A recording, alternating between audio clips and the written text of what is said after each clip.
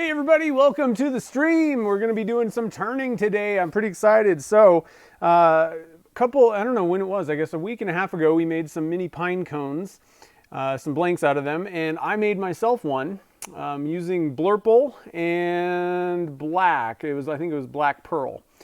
So I'm pretty excited. It's going to be a pen. Now this one's going to be a little bit different. I'm using the Stark pen kit.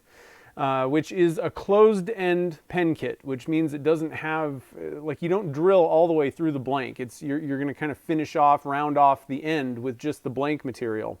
So it's something a little bit different. I've never actually turned one of these before, but the nice thing about it is it has a cap and it's a roller ball. So it's kind of a nice pen, I guess. I don't know, we'll have to see how everything looks. It's pretty simple. There's not a lot going on with the kit itself. It's mostly kind of showing off the blank. So I'm pretty excited. Hopefully we can do some, do good on turning it and make a pretty cool looking pen. So I'm going to switch views real quick here. I got a new camera set up. So this is pretty much all you got. This is all that we're dealing with. We have we have the lead, or not lead, the ink that goes in there, and then it's just a cap. And that all just kind of goes into your blank. So not a lot going on. It does require some different setups. Now what I'm going to do, what I found out is this kit uses one of the bushings. I'm pretty sure. I use my calipers to check the bushing size and everything. And I think it uses it's the nib portion of the cigar pen kit. So I'm going to turn it between centers. You guys know that I don't like these things. I think it'll be fine. I'm just going to use a 60-degree, like a center drill, and then just use my live center on the end, and then use the between center bushings. Now, the other way that you can do this, though, if you don't mind mandrels, or if that's all you have, what you get with the bushings for this kit, and they're specific. This actually comes with it, which goes on the end of your mandrel thing, and then you get this bushing. So this is what I measured. I measured this, and I have these. These are the Stark bushings. Basically, what this thing does is it fits into your tube. All right, and so what you're going to do is it's probably best to have an adjustable mandrel. I think that's possibly well, I guess you could stack a ton of bushings on a regular mandrel, but you want to be working at the end of your of the mandrel itself. So you put your bushing on, and you screw this thing on to the end of your mandrel. Get in there. Put it on the right way. That always helps. And you get support the whole way. So I'm going to kind of push this thing out. Make sure that there we go. And that's what you have. And you could support this on the end also if you wanted, but I think you can kind of get away with just holding it like this on a mandrel. Like I said, I'd rather give it tailstock support, and I'd much rather use it between center bushing. So a couple different ways that you can do this. Like I said, I don't think it's going to be that big of a deal though.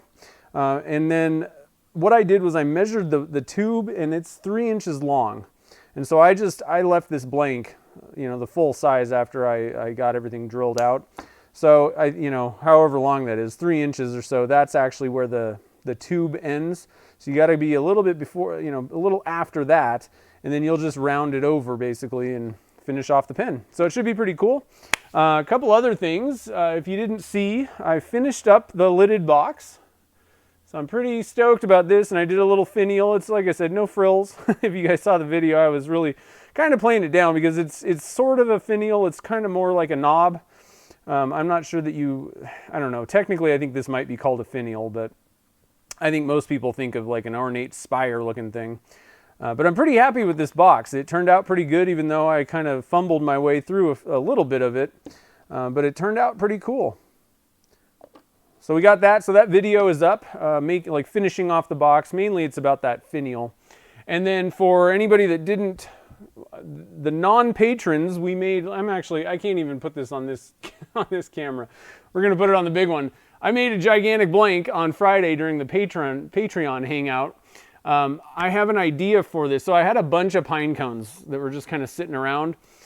They were, when I make pine cone, my normal pine cone blanks, I have them ready, and sometimes, you know, I'll pull some out, and one of them, I don't know, it's just kind of funky. It's not really like, not up to standards kind of thing. And so I'll just toss them in a bag, and I had a huge bag of like seconds, let's say, for Pinecone blanks. So I just tossed them all in this thing, and this was like a gallon of resin. So at this point, this is the most resin I've ever poured in one shot. I'm pretty sure. I used a 6-inch PVC pipe. So if you want to see the casting of that, what I'm going to do for the patron hangouts, the demo part, I edit that out and then post it for, you know, in the public on my YouTube channel a little bit after the fact. So next Sunday that'll come out. If you want to see the making of this blank, it was pretty cool. I used one of the eye candy colors, and it's called Macaw Green, Macaw Blue Green, and it's a pretty interesting color. I was actually talking to Chad over at Turner's Warehouse about this, and he was like, yeah, that's one of my favorite colors, because I liked it quite a bit too. So I'm excited to see what I can make with this. What I have in mind is a lamp. I kind of have like a plan, sort of half a plan in my brain, and so I wanted to make kind of a big cylinder blank with some pine cones in it and see what happens. So that video will be coming out, like I said, next Friday. And I think that's it.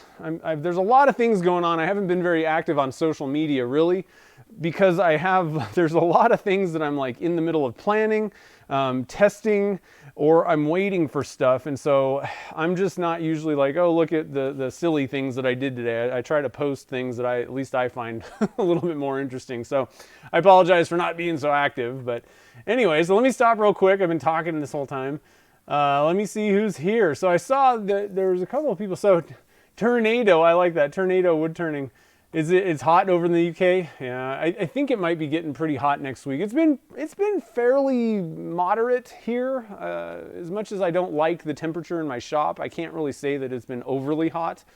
But you know, the problem is I don't really like sweating, even though I'm really good at it. And so once it gets to a temperature where I'm like sweating while I'm working, I don't like it too much. So anyway, if I could get paid for sweating, I would probably be a millionaire. So anyway, let's see here. We got Susan. Let's see. There was Simon couldn't stay, but oh, you're enjoying watching the videos. Thank you very much. I appreciate it. I'm glad you're enjoying them. He's probably gone, but and Kim had to check out too, so that's cool. Thanks for stopping by. We got Dominic, Susan, Rotten Brains is here. Nice. And Chad and Doug. Amber's here. How's it going? And Brian's here. Nice. Lots of people. Joseph. Nice. Let's see here. Jim. Habib's here. Cool. And let's see. Ray's here too. I might miss some. If I missed you, I apologize. Nicholas. Hodgepodge is here. Midnight Joker. Sweet. Scott's here. There's a lot of people here. I keep scrolling and I keep seeing more. Gene and Shop Dog and Dave. Bruce. Sweet. Kimberly's here. Awesome. And Steve's here. So, and Exotic Tones. Nice. Got rid of mine when kicked in the head. Ugh. Anyway, sorry, I was reading that thing. So let's, without further delay, let's head over to the lathe and let's get this thing chucked up. Like I said, I'm just going to be using the between center method. So I'll show you what's going on, how I set this up for anybody that hasn't really seen, I don't know, isn't familiar with this, is more used to the mandrel style thing. I don't like the mandrels because, to be honest, I bought probably 10 of them in my lifetime, and every single one out of the box was bent. And now I will also say that I am pretty good at tightening them down a little bit too much, even if I'm using the tail or the saver thing, the mandrel savers and all that. They would always wobble, and the problem is if your pen blank isn't running true, it's really difficult to turn it round. So the other problem is the reason that excuse me, I'm okay guys. The reason that I switched, the main thing, if you're trying to put a CA finish on and the blank is wobbling, you're always going to sand through like one little spot. I always had that problem, and finally I had heard, this is, you know, years ago, kind of almost before turning between center pen turning was really a thing. It was just getting started, and so I decided to try that, and effectively it's just more accurate holding it directly between the centers and not having to worry about that mandrel. And it changed, you know, then CA finishes were easier for me. I wasn't sanding through them. So I just basically tossed my mandrels in the trash and walked away. So that's why I use them. You know, it's not like you have to use them, but it is a little bit more accurate. Now the drawback, I would say, if you're making things like slim lines or you know, 2-piece pen kits, you can't put them both on at the same time. You're only going to be turning half at a time, but it's kind of what you give up for a little bit more accuracy. All right, so there's the lathe. Let's see if this actually is a good view or not. I didn't really test this out, but if you're going to turn between centers, first thing, let me get my camera here. First thing you need is their special, let's say quote unquote bushings that have a 60-degree cone in them. The other thing is these bushings are a lot better. You can get them at Turner's Warehouse or Brian, TBC bushings. I think is that your screen name, Brian? I think it is TBC bushings. Either way, TBC bushings. Yeah, TBC bushings. He's in the chat. He makes them, and that's what I get. I get mine from Brian. He does a fabulous job machining these. They're super accurate. So what you're going to need in the headstock side is a dead center, they call this. You can pick these up anywhere. Amazon, Turner's Warehouse has them.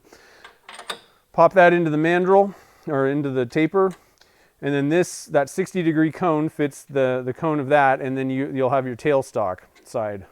So what I need to do though, before I get started, I actually want to, we're actually going to take a step back. First thing that I'm going to do is actually put a 60-degree little dimple in the back so that I can use just a regular live center.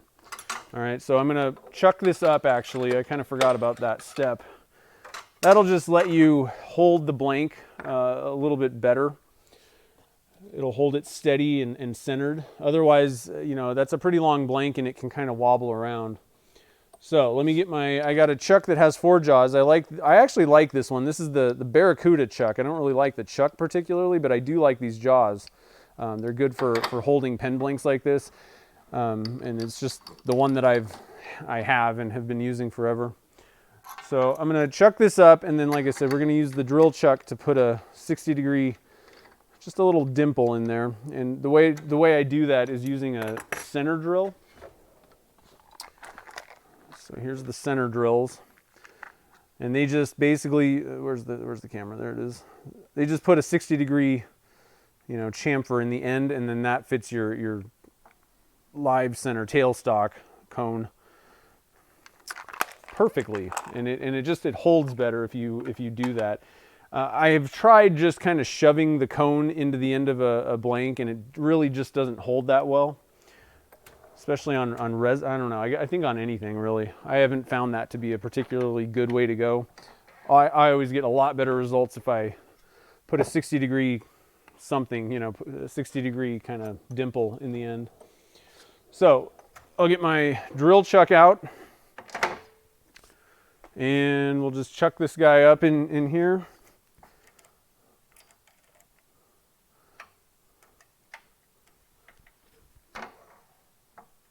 Oh, a little close there.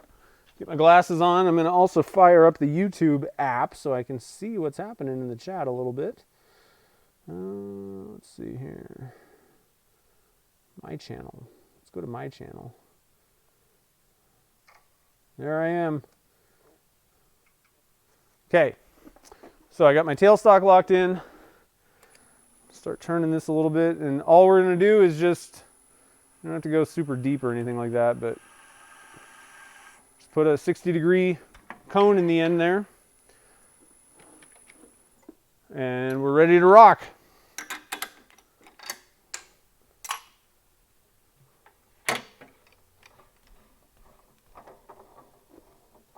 It's a simple step, but it'll really help your work holding quite a bit.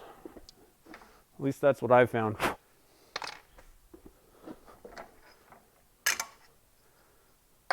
Okay, so we'll get it set back up the way it was. Live center in the tailstock, dead center in the headstock, and our bushing. Okay, who's ready to turn a pen? I am. All right, so again, this just goes on there, and the dead center, it doesn't spin. The headstock spins it, and so that's what's your driving force when you're turning the pen. And then we'll just ease that in there, give it a little tug, and then we're ready to rock and roll. So the first thing that I want to mention is that the pen tube, the tube that's in here is 3 inches long. And so that's important because I need to make sure that I don't start cutting, you know, the end of this pen down before that. So I want to give it a good 1/4 inch at least, I'd say, probably maybe even a 1/2 inch. And then I'm just going to kind of part that off. But I'm going to leave the blank intact. That way I have lots of room to hold it over here and, you know, all that kind of good stuff. So let's see here.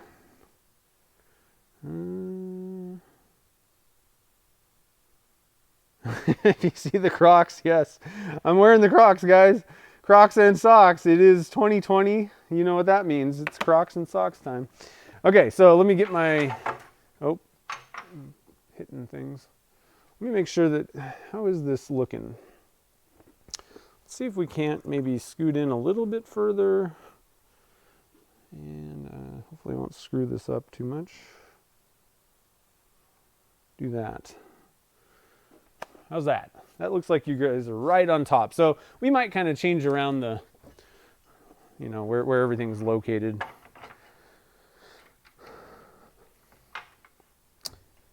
Pretty excited. Actually, one thing that I do want to share with you guys. I don't know if you guys are familiar with, oh shoot, I can't think of the name of it. What is it called? Thread chasing. So like hand, you know, putting threads in, not on a pen blank, but like on larger things like a lidded box, let's say, actually threading by hand, putting threads in. So you would put, you know, on the side of the tenon and then on the inside of the lid. So I got this Carter & Son thread chasing tool, and I'm really excited. I have no experience whatsoever with that, but if that sounds like something that might be kind of interesting to you, check out Sam. Oh shoot, I can't think of his last name. Sam, the Wyoming woodturner. He is a master at thread chasing. So if it's something that sounds somewhat interesting to you at all, he's got pretty good information about how to do thread chasing. And I don't really think it's that hard. It sounds kind of like, oh man, I don't know, you know, kind of thing. And for smaller things, you know, you can just use taps and dies for threading things. But on larger things, you know, that's kind of a simple way to do it. And once you get a little bit proficient at it, it really doesn't seem like it takes that long. Like, I mean, it's like 5 minutes and you're good to go. So it sounds like fun to me. I don't know. I'm gonna try it out. I gotta find my tool here. Christina made it. How's it going? Yeah, the problem is I don't really want to build an overhead camera mount. I got tripods. They work fine. We have 16-foot ceilings or 18 or something like that. I'm just frankly, I'd have to build like an entire contraption just to do that, and it's just not really worth my time. I got better things to do. You know? Better things to do. All right, so here we go. Let's turn this thing. So I'm not going to get too fancy with this. I think it's a pretty simple kit. So I think kind of simple lines. Now, one other thing I want to mention that I'm a little bit disappointed about before I begin. I forgot to paint the tube black, and I think that is really what you want to do with the blurple. That's how I get the best results. So I'm hoping that it doesn't get too thin and kind of wash out that blurple effect. Best way to go is to use a black tube or paint the inside of the blank. I totally forgot when I was prepping everything. I was more worried about where everything was going in this kit, you know, so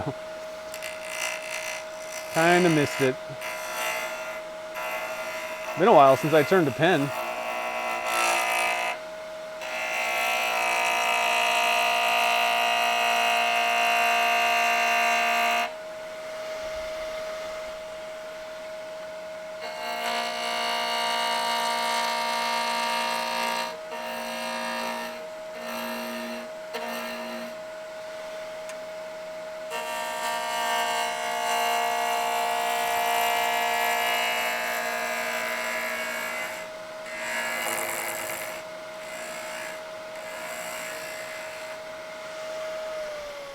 Let's stop and see what's going on. I didn't stabilize the pine cones, but I don't really think that the mini pine cones, I think they're alder, is what those like super small ones are.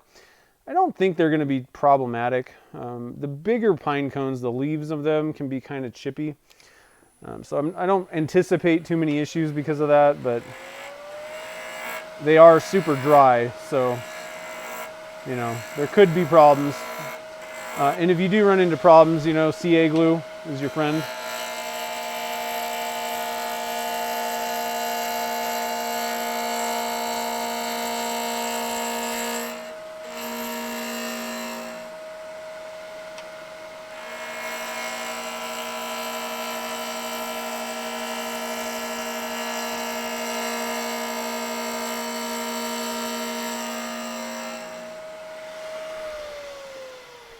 So everything's going really well. This thing isn't, you know, one issue you can run into with trying to turn a longer blank. Now there is a glued in tube which is going to stiffen this a little bit more, but if you just stuck a blank, a resin blank in between centers with, you know, you didn't drill it out and put a rigid tube in there, it can bow a little bit more. So you got to kind of watch that. You might need to take a little bit of a lighter, you know, pass so that it's not kind of bowing back and forth. Or once you've gotten it round, you might, you know, benefit by giving it a little bit of support on the back so that the force that you're putting on the blank isn't bowing it too much, because it could end up breaking it. So just a couple things to think about. I don't really think there's going to be a problem with this one though. Turn my fan on. Not only does it keep me cool, but it blows the shavings out of my face. Win-win.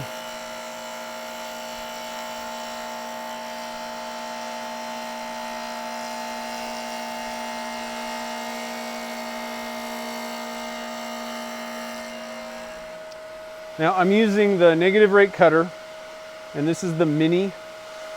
See if I can kind of, let me shut that off real quick. See if I can kind of, this is a mini tool. Is they have different lengths. Mini is this length, and it's a good one for pen turning, but it also can do, you know, quite a bit of stuff. I'm trying to get on the camera here. You know, it's a good length. I usually end up just kind of getting right up here with it and using it like a really micro tool, but you can grab the back end of it, and it'll do quite a bit of turning. I mean, this one cutter, you know, the round cutter on a mini handle can really do quite a bit. I'd say it's probably one of the most versatile things, unless you start getting into, you know, deeper, larger, you know, deeper hollowing, or just larger blanks in general. My preference for large things is usually using the #1 hollower, but if you're just trying, you know, starting out, I would probably, and you want like one tool that'll do it all. This will do bowls, pens, you know, boxes, you know, everything basically, spindles, inside and out. Probably the best bang for the buck.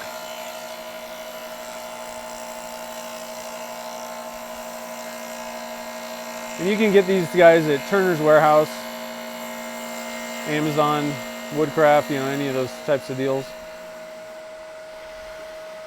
Pretty much anywhere. They've got them.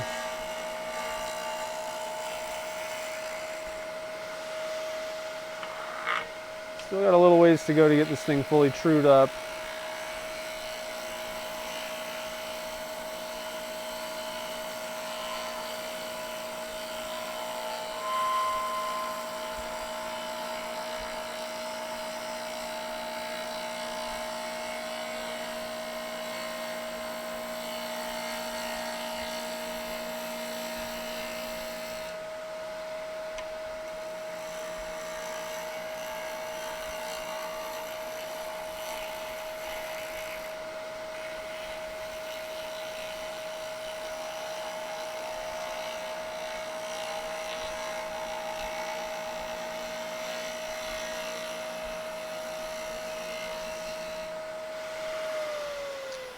All right, let's see what's happening here.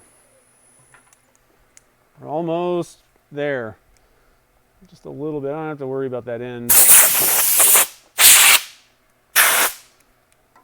Man, that thing's looking pretty cool. So here's the thing, because I forgot to paint the tube, I do think that I'm going to be leaving this a little bit thicker. And you guys probably know, I tend to make thicker pens anyway. I'll bring the nib down a little bit to meet the bushing, but I'm going to try to leave this, you know, fairly thick, I think.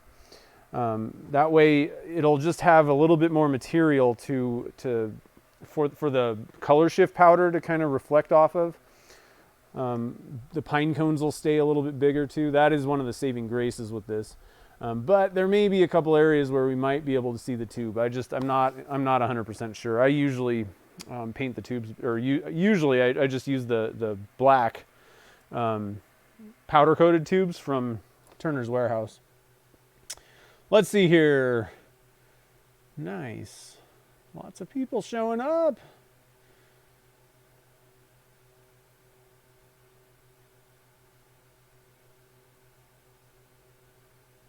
Just checking the chat to see if anything's going on. Jacob's here. What's up, man? What is happening? Gage is here too. Sweet. Nice.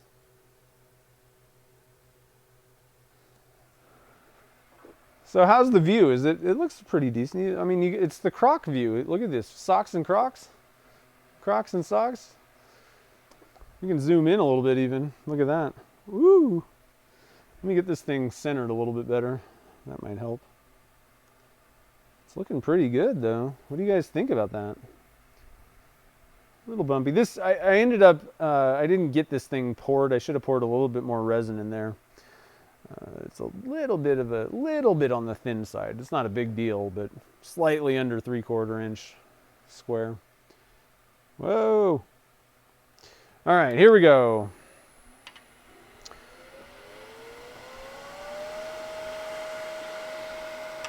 I'm just going to take another pass to kind of get this thing a little bit more trued.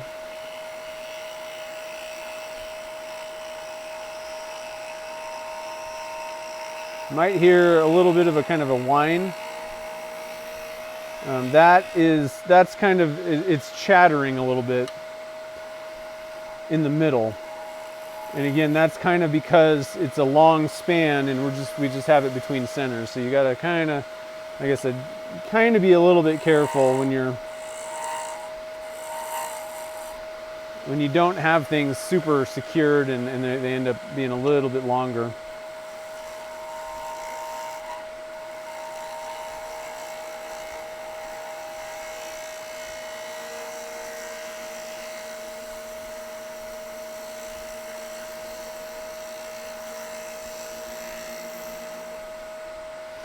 And another thing, it's always a good idea to kind of, every once in a while, just make sure that your tailstock is tight.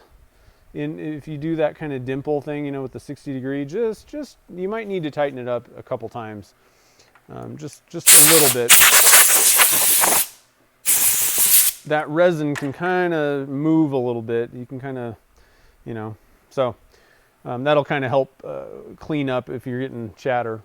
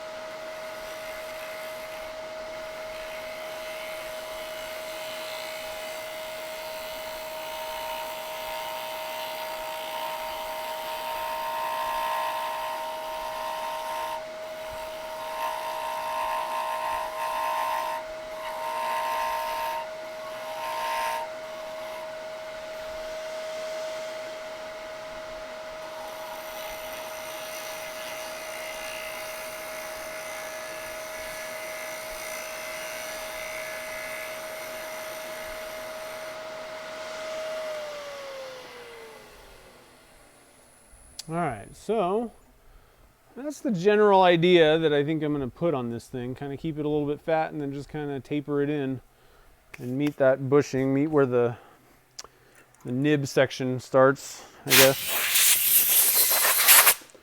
So right now I'm going to measure this, and I think we're just going to go 3.5 long.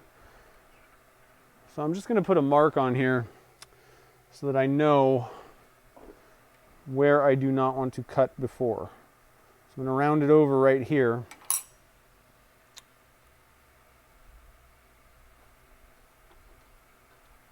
That'll be the end.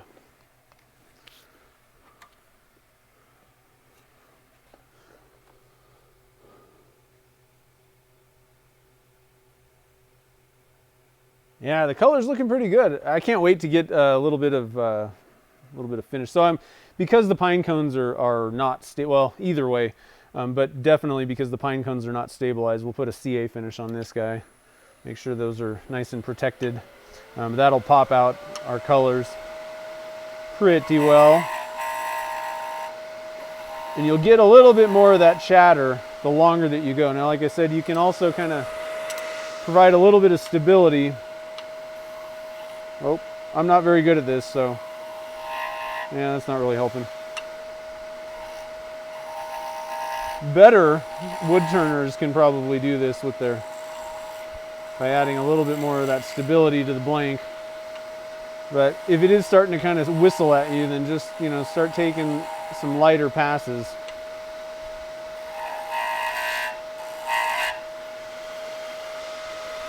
All right, there we go.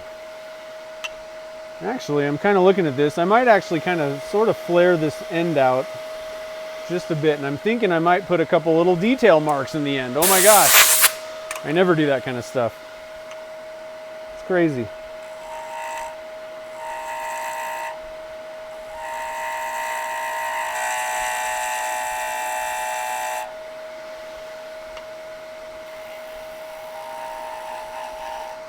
The thinner you get with the material, the more it's probably going to kind of chatter on you also.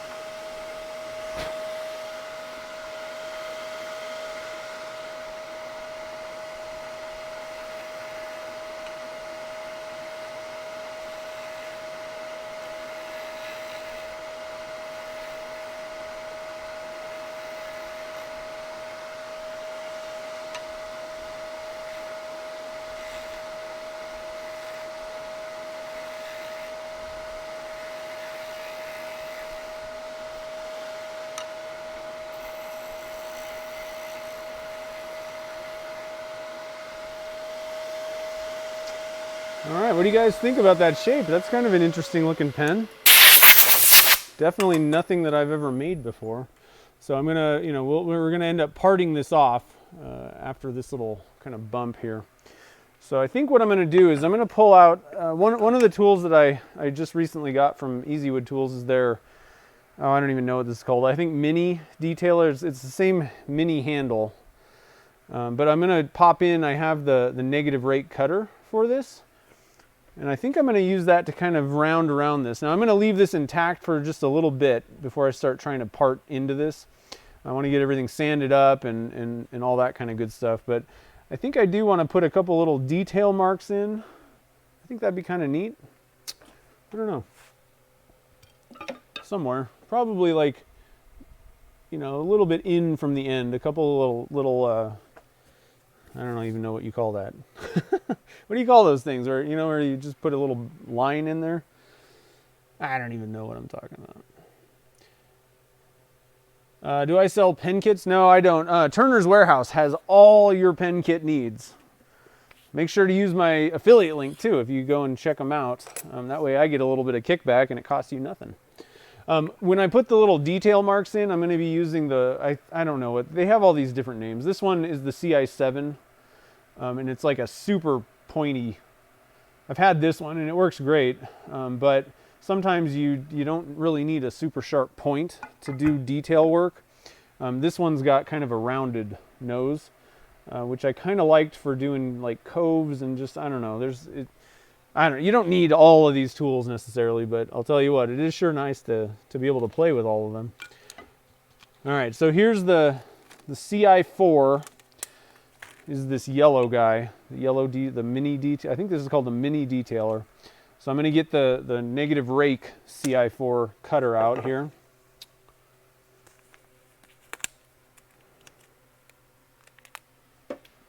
I like to collect tools. I don't know if you guys noticed. I'm also a big proponent on, there's a lot of times you can kind of use other things to get the job done, but I'll tell you what, sometimes it's easier just to grab the right tool for the job. Plus, I just like tools. They're just neat. Tools are fun. Oh man.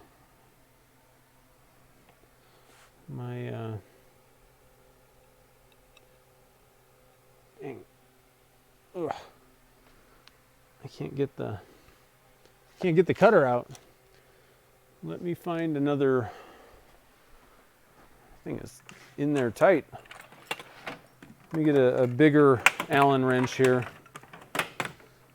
Every once in a while that happens. Oh shoot, I don't have. Always missing the one that I need.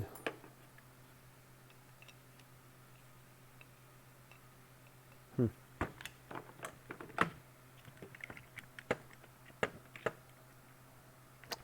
don't even know what size this thing is.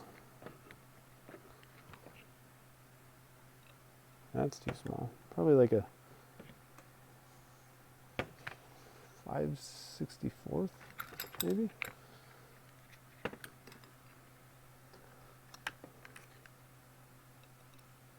Too big. All right, hold on, guys. Should have thought about this before I started. That's too loose.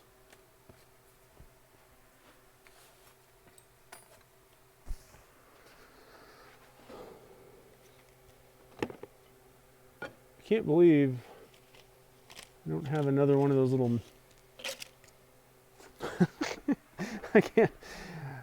I think this thing's kind of stripped. Oh man, that's tight. I got it. It broke loose finally. I was trying to be careful, and try not to strip the threads out. I do think I'm going to get a new screw because I don't trust that one at this point.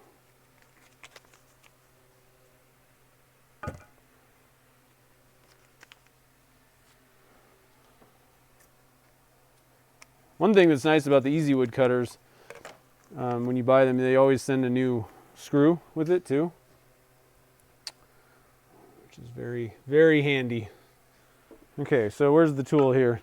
So I don't know if you guys are, for anybody that's not really familiar with switching out a cutter, the best way to do it is put it on your Allen wrench, hang it upside down, and then put it in there upside down. Like thread the screw in. It's kind of hard to do in this weird angle, but I find that to be the easiest way to do it. I used to always try to like put the cutter on and then put the screw in, and yeah, that doesn't work so well. Okay, so I got that done. I don't want to use that just yet. We're going to use that to kind of come around, and part this off pretty much. What I'm going to do is we're going to clean up the edge here. It's not too bad. It's actually pretty smooth, but I just want to come in. I like that little R2, little radius cutter. It's the square CI2 R2. And I like to just kind of use that to just kind of clean up any tool marks.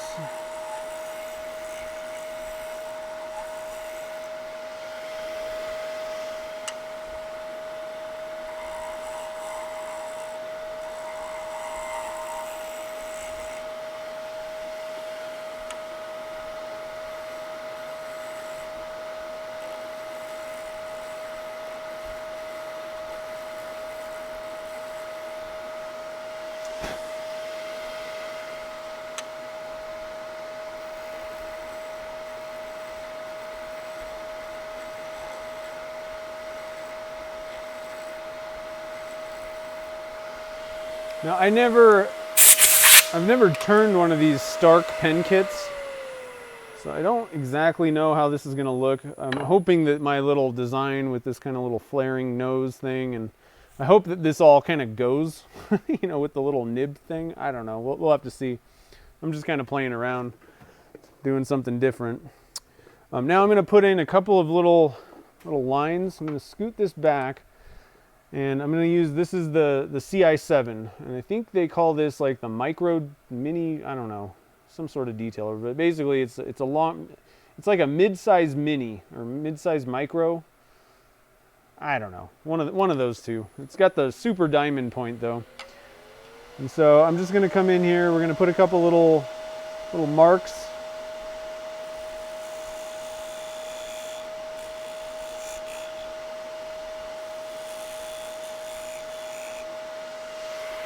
That's it. Adding a little bit of detail, oh my goodness. Wouldn't it be nice? What?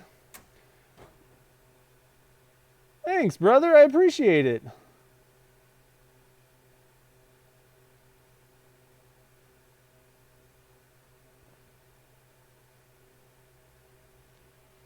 They are taped to the instructions. Oh yeah, the tube, I always just kind of toss that somewhere. Yeah, I don't know what well, actually, wait a minute. I do have those. Oh, here they are. Thanks for letting me know. I think I did keep, oh, I don't, yeah, here's one. Woo, I found another one. I found the instructions for one and I found a new one. I'm going to toss this other one in the trash because I don't know. If you might have stripped an Allen wrench, best to just not use it anymore because you're just not going to be too excited. Sam Angelo, that's right. Yeah. I don't know if I mentioned him earlier. All right, so let's see here. This feels pretty good. Feels pretty good. I got a couple little detail marks in there. I think I'm going to just sand this now. Get the outside of this all sanded up. I need to take just a hair off the tip. Just a tiny bit. Just to get it even with the bushing. Nothing worse than getting the pen done. You thought that you had everything, and then you got this like bump. Doesn't meet up with the parts very well. Towards the new screws. I didn't see that before. That's funny. You need enough tools that you can always find one. I know. I'm telling you. Well, see, the thing is, I learned the tool habit from my dad. He had all kinds of tools all the time, and they're fun. Like, the thing is, like, I don't know, when you have the right tools. Don't watch the screen for a second. I'm going to switch camera views so you don't have to just stare at the same thing. We're going to pull it in on the side here. I got cords attached all over the place. Hold on real quick. Get you kind of a different view to look at for a little bit. There we go. This is a pretty good view, I think. Kind of looking over my shoulder.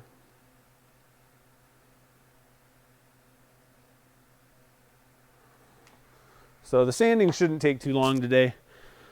I don't know about you guys, but I'm kind of sick of sanding on live streams. Not the most exciting thing I've ever done.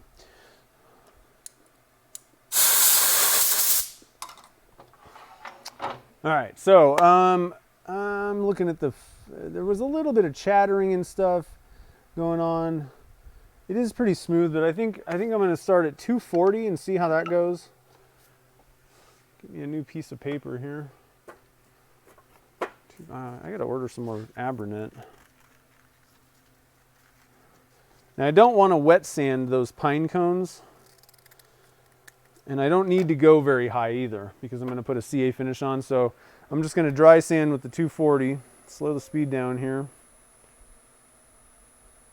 Now the one thing that I will say, so you guys have come along the journey with me while I'm messing around with different sandpapers and sometimes not super thrilled with the results I'm getting sanding. I have pen pen sanding down to a science. This is pretty simple stuff. What I find a problem with is larger projects, and I think it's just a matter of there's so much more, surface area that it's just going to take a lot longer than a pen. Another thing that I've also noticed is, pens are very thin. So, you can sand at like, I usually go between like 300 and 500 RPMs.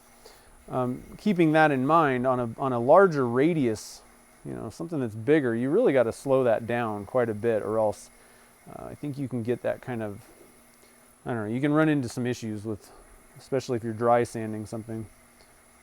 So, for the most part, the name of the game with sanding is just elbow grease, time, making sure that you've gotten all the previous grit scratches out before you move on. And if you do that, it may take a while, but you should come to the finish line with pretty good results.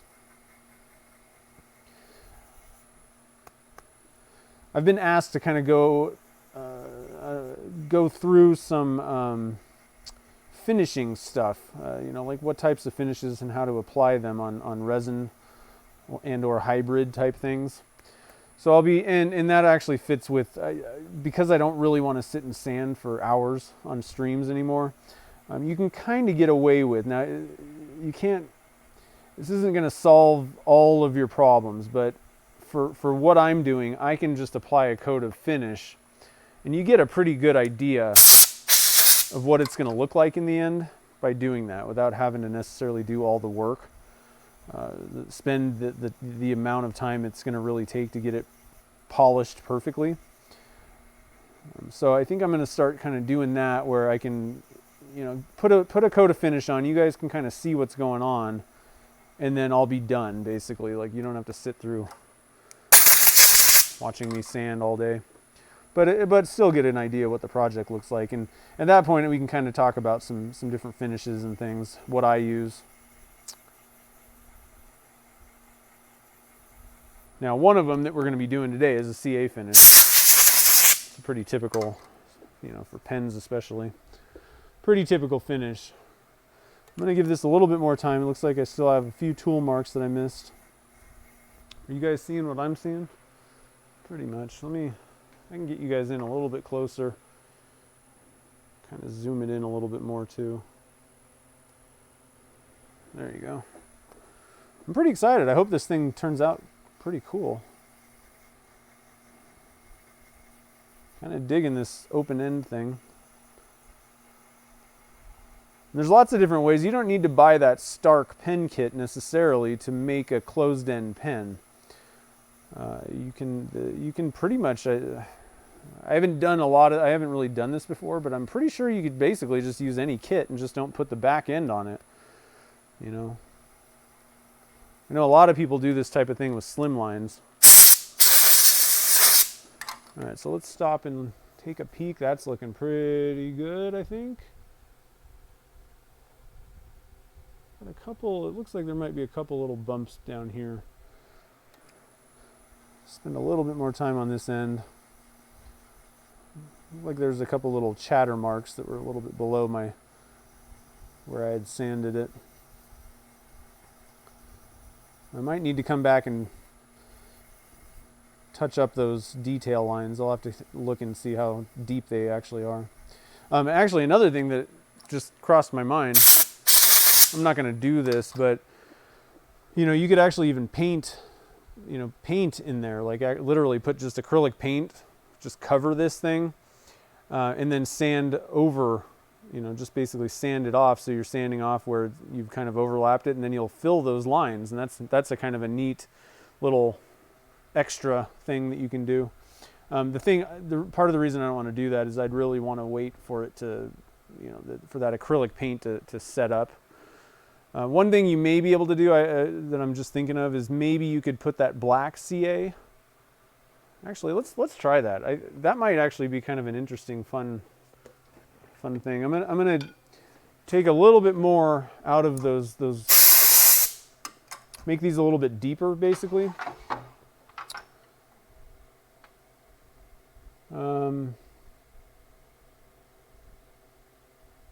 yeah, let's just see how this goes. I don't know.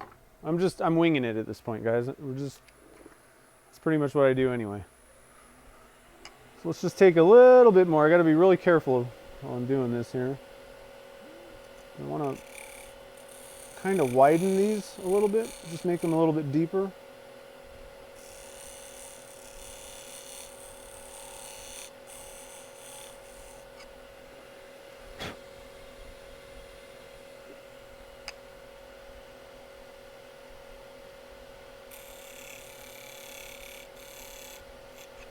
All right. With that black CA glue, so the what is it, Star Bond, makes this black CA. I haven't used it for a whole lot of stuff. I did use it the other day for something, but I'm thinking that this is a much faster thing. Like I don't have to sit and wait for, the acrylic paint to dry. We can just kind of apply this and basically move forward. So what I'm going to do is just apply a coat of it. The one thing that I'm kind of a little bit worried about, but I'm not entirely sure.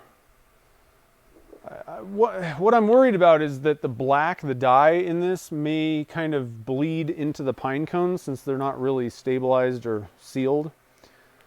And so what I think, I don't know if this is going to help, but what I'm going to do, I'm going to actually tape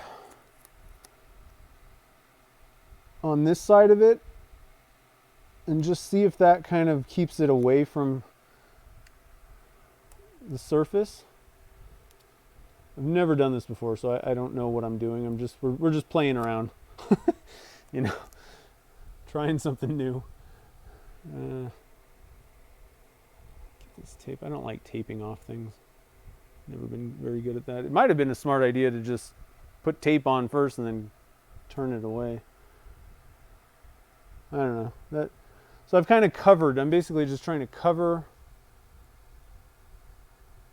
that edge so that we don't get black on the pine cones. I'm going to leave the other side off. There's a little bit of pine cone, but it'll kind of give us an idea if the black does actually bleed into it. And I don't mind as much on that other end, I guess. I need to go get... I find that the blue shop towels seem to be more absorbent with CA glue than the Bounty ones that I usually use. So I only had some shop towels out. I'm going to open up a new Bounty. I'm a little bit bummed. I haven't been able to find the non-Selectasize ones. I don't like Selectasize.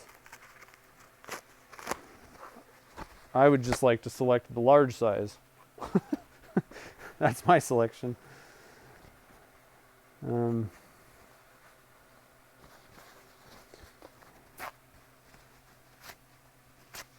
right, so I'm just getting a paper towel out. We're just going to basically apply this. I'm going to take, I had a little tiny micro tip on there. I'm just going to apply this to the, can you guys, I want to make sure that you guys are seeing as well as possible because we're doing something kind of fun. So let me just get this thing in here. Drop it down so you're looking right over my shoulder. We'll zoom it in a little bit. I don't know if the application, I'm going to zoom out a little bit. I don't know that matters as much when we're applying it, but I do want you guys to see what it looks like once we do this. So I'm going to turn the lathe on. It's going pretty slow, like 300. We're going to add a little bit of this black CA. Oh, you know what what I didn't do right was I should have put the flap the other way. So I'm actually going to reverse the lathe.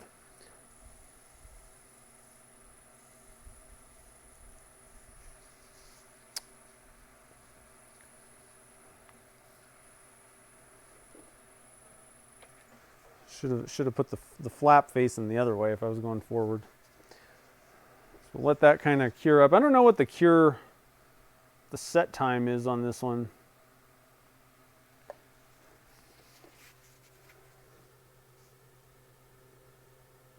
Yeah, I was thinking about that one coat of clear idea, but I don't know. Yeah, I mean I don't know. That might have been a good way, especially with the super fast thin. I'm not sure. We're trying it. I think that might have been a decent way to go to seal everything off a little bit, because I am going to try and actually fill these lines somewhat. So I got to get a light here. It's going to blow you guys out on the camera, but I can't really see what I did, yet. Oh yeah, that's kind of cool. It's kind of cool looking. I think I'm going to hit it with some accelerator. Actually, I don't know that I need to put another coat on. Yeah, we'll do one more coat. There's a couple areas that seem a little bit kind of thin. Like I said, I don't know how long this stuff takes to set up. So it's been, I don't know, 15, 20 seconds at least. I'm just going to turn on the thing and we're going to hit it with some accelerator. That ought to at least get the top layer, set.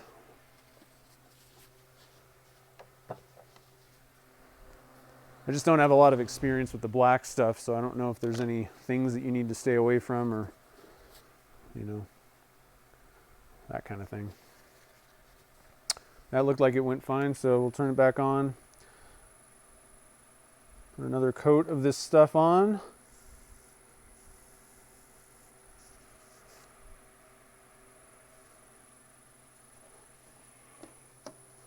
Let that kind of sit there for a minute, and then we'll hit it with some more accelerator. And then we'll move forward with our CA finish. It's kind of fun.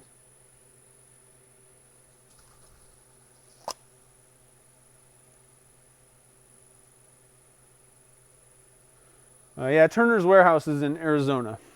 That's the only place that they have. Chad hasn't started an empire yet, but who knows, maybe one day. All right, so let's, I'm going to kind of scoot you back just a little bit for a second and then kind of come at a slightly different angle here. Then zoom way in.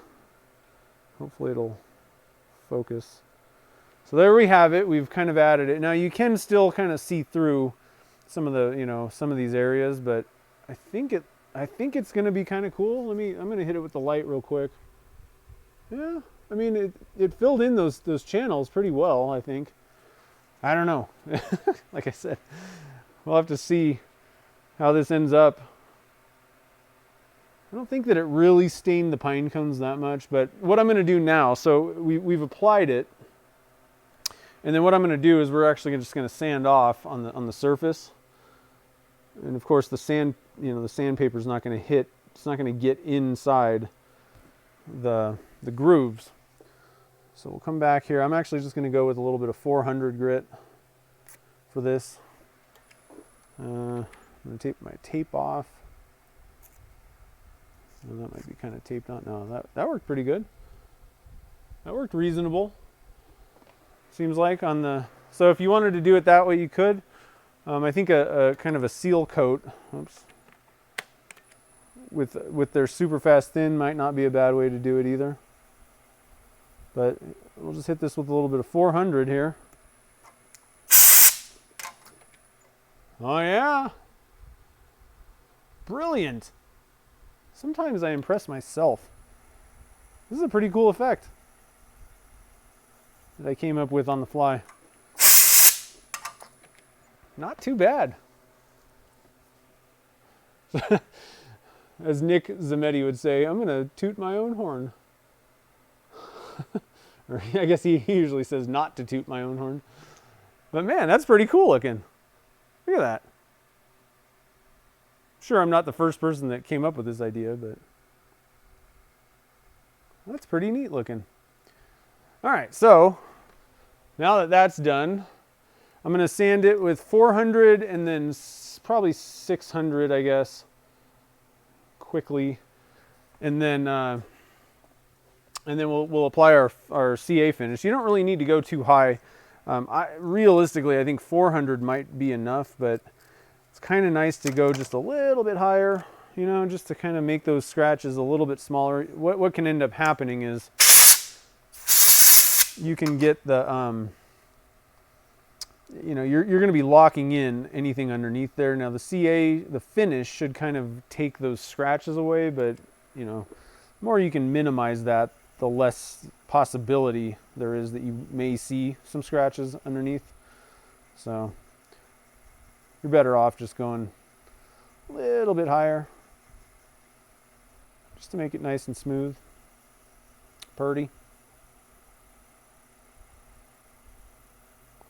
So we sanded first with 240. This is 400.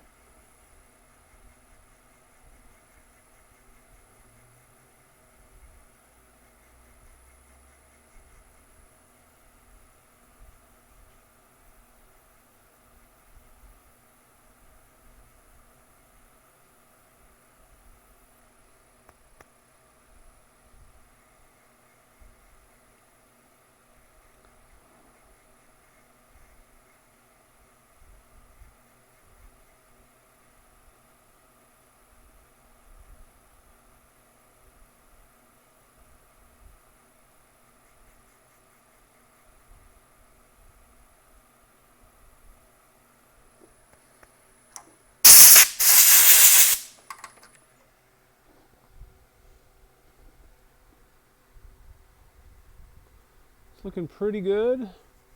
Just going to do a little bit of light sanding along the length with the 400.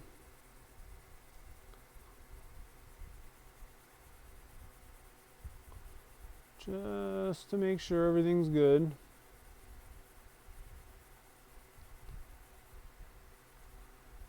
Be very careful on this end. I don't want to take too much off.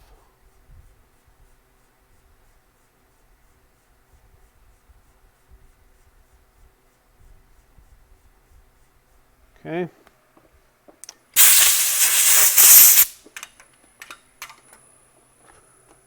And then a little bit of 600 grit. And we'll be off to the races. CA finish.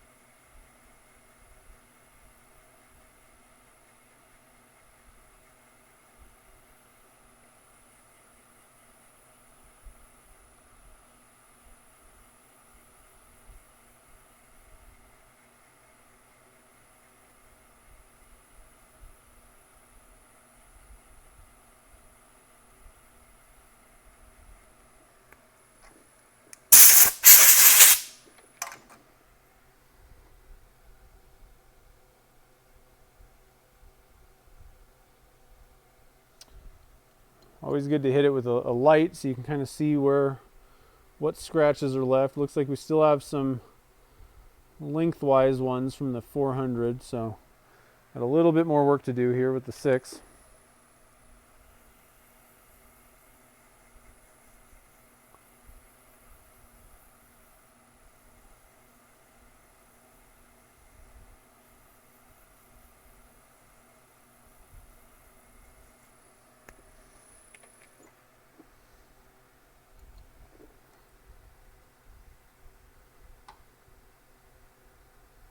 And if you have just like one or two areas where,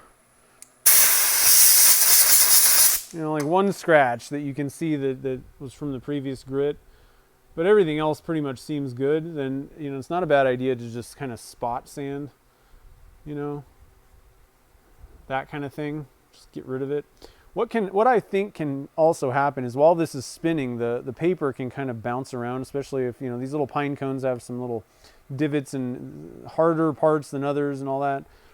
And I think that sometimes your sandpaper is actually kind of missing some areas. So not a bad idea to just kind of,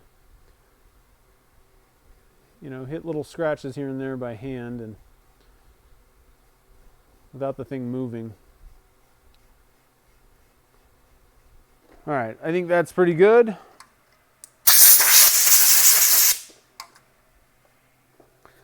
I'm going to carefully hit this with a little bit of denatured alcohol. It's not a bad thing to do. I don't do this all the time. But what I don't really want to do, I don't think it's going to really affect anything, but that's still not fully cured. So I'm just going to kind of take off, this end and kind of stay away from those groove marks. with the CA in it. Just kind of work the rest of this thing just to clean anything off that might be on there.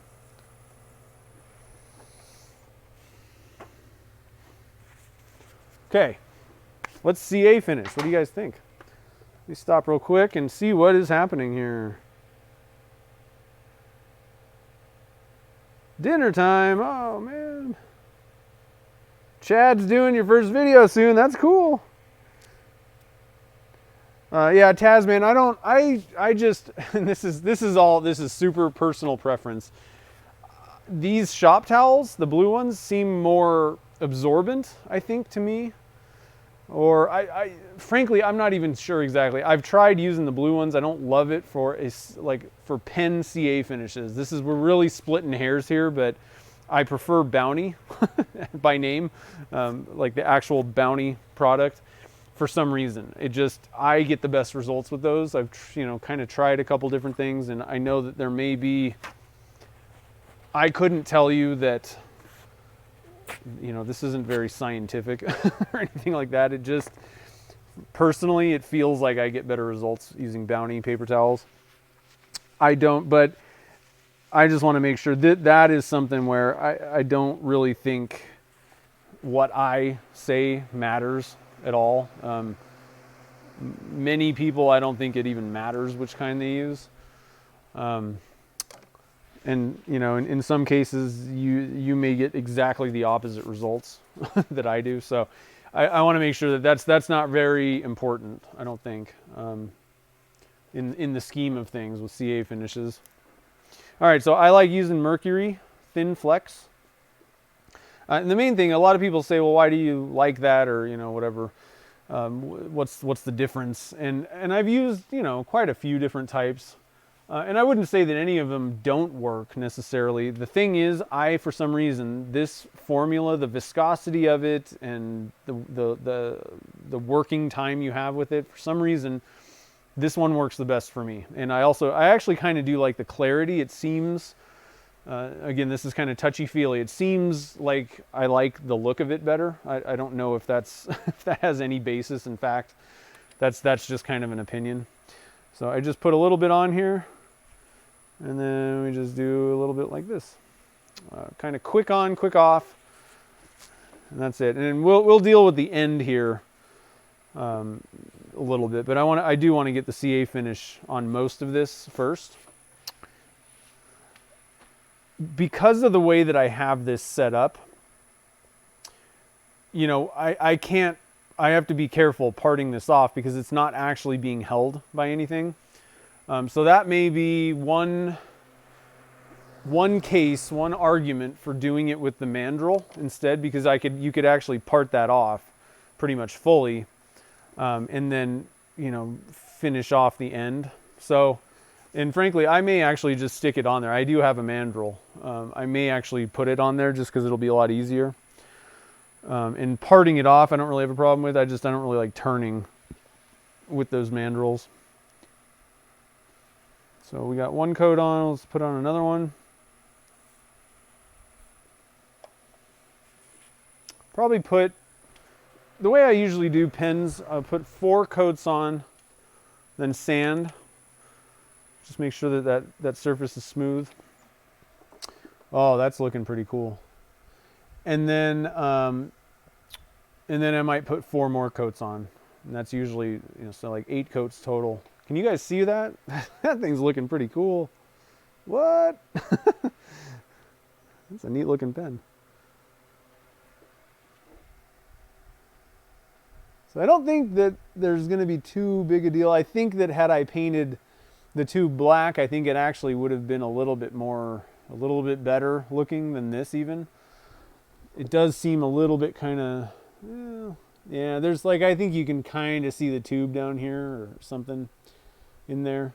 So I definitely recommend painting the tube black, or you can even paint the inside of the blank black if you wanted. And I think you'll get even better results, more, I don't know, more color shifting going on. If you use the same kind of thing anyway. I'm just going to spray that, make sure everything's dry fully.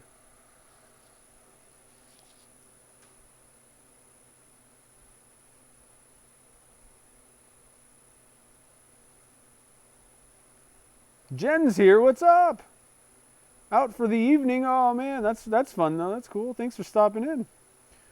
Making a pen. Yeah, I've never had a problem with paper products for finishes myself.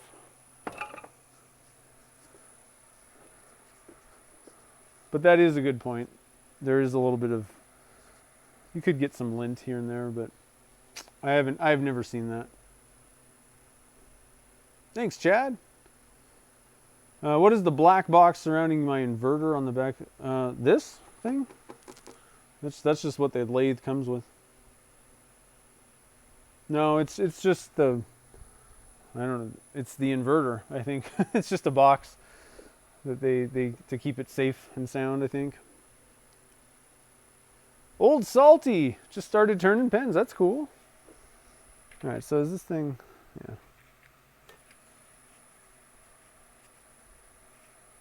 Where are we at here? Put another coat on. We've done 2. Let's do another one.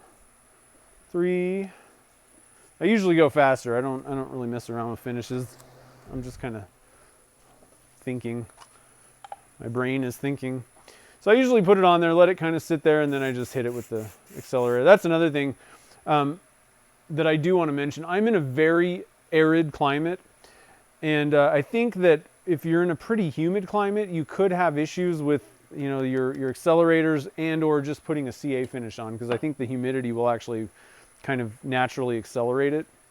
So just kind of a word of caution. You know, I've seen over the years a lot of people seemed to have issues with stick fast CA, but I never did.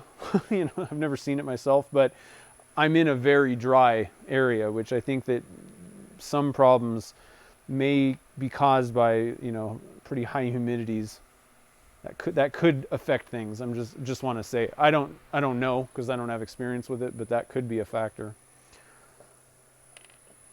Maybe a reason why I've never had any issues with any of them. Oh, have a good supper. Thanks for coming by, Ray. I appreciate it. All right, so we put 4 coats on. I'm just going to let that sit for 1 second. And then we're going to just kind of smooth it out with some 400. I got it on pretty smoothly, I think.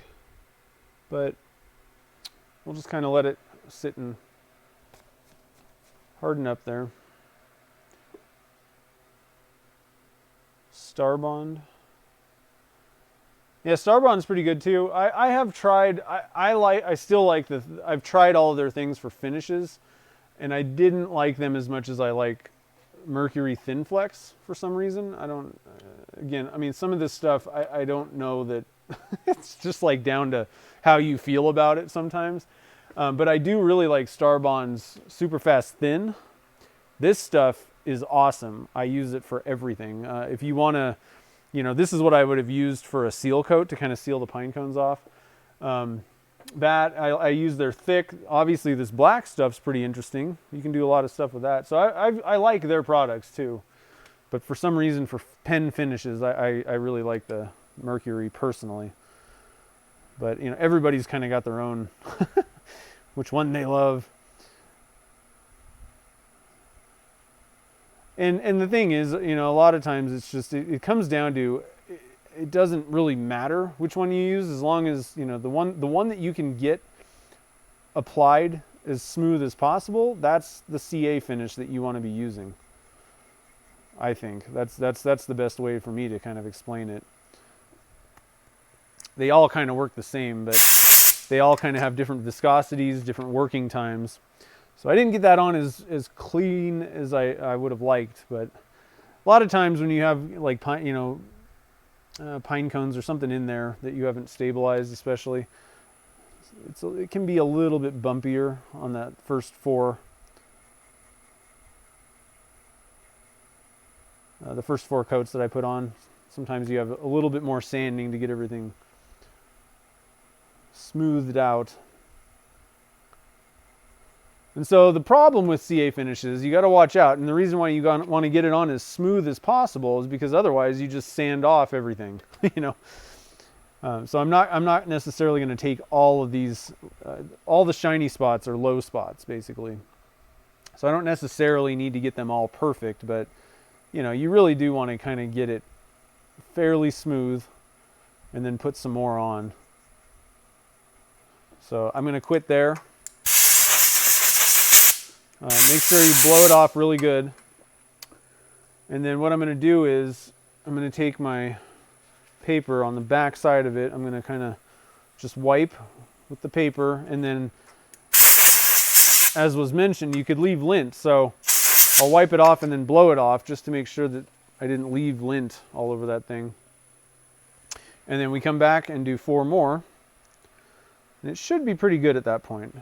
Should be able to call it a day after putting 8 coats on. In some cases, if you've got like pits and things, or, you know, I don't know, a messed up surface, a lot of times you may have to put more coats on because you're filling and then sanding off and, you know, flattening, filling, flattening. So the smoother that you can get the surface, the fewer of the coats you really need. But you do want to get a decent amount of coats on so that you can kind of have some more of that depth. You know, if you're going to put a glossy finish on, you may as well get depth in it. And there's no reason, you know, there's nothing that really is going to, there's no problem with adding more coats necessarily. One thing I will say about adding a bunch of coats is the more that you slather on there, the more chance that you're going to get this thing stuck to if you're using normal bushings. I usually don't really have that problem, but that could happen if you've put a lot of coats on. So just kind of keep that in mind. Might even be worth kind of putting the, you know, 4 or 8 coats on and then kind of popping it off and cleaning that up and putting it back on.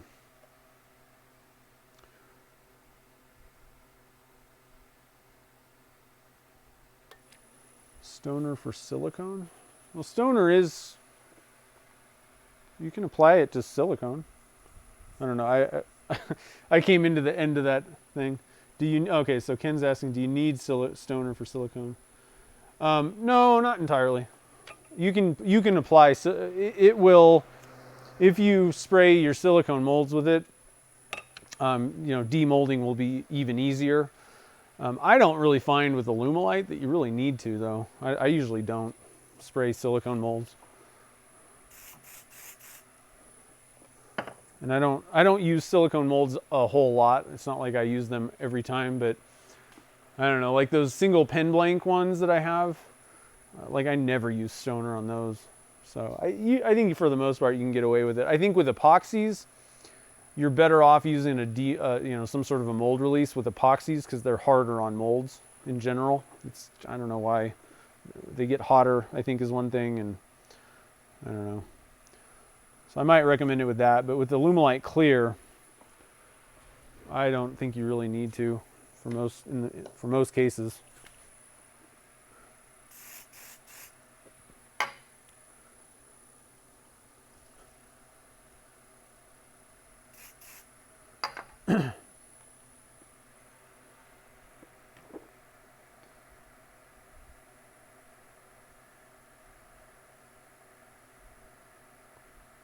Yeah, I tried that. I've seen people use them, like, you know, CA and BLO and all that, but I don't know what that does. It didn't seem like it did anything for me. But, you know, again, this is kind of like, there's so many things with like woodworking, turning, and all that kind of stuff. Like there's a billion ways to do the same thing, and some people are just like, well, I don't even get it. What's the point of this? It just doesn't work for me. And like some people are like, I swear by it, it's the best. And so it's the same thing. Like I swear by these stupid Bounty paper towels, and I really don't think that it matters.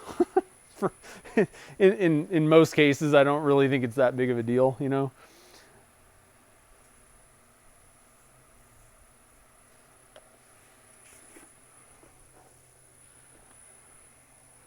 I just feel like I like them the best.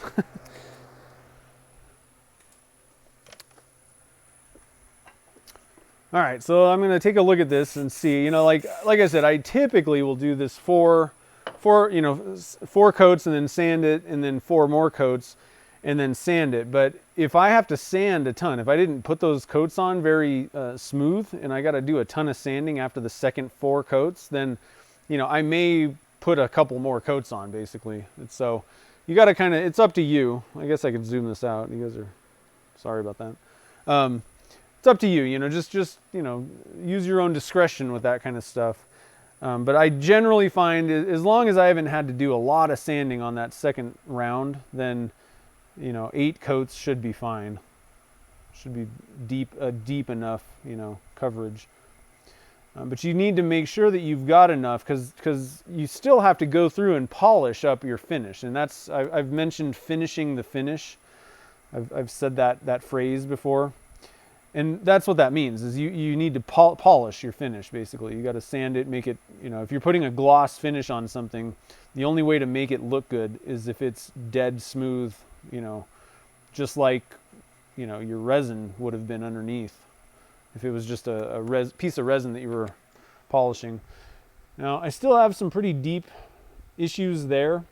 So I think what I might do is do a little bit of this sanding and see how long it's going to take me here. But I might put a couple thin coats on at the end, just to give myself a couple more, you know, couple more coats, so that I have material and I don't, you know, I don't run the risk of sanding through, because that's what the problem is. If you sand off, if you sand through the finish, then you're kind of screwed. So it looks silly. It doesn't look good. You don't want that. So yeah, right in that middle part, that area was kind of. We're gonna put a couple more coats on real quick. Because again, the name of the game is you want this to be super smooth. You want your finish to be super smooth. That way it polishes like glass.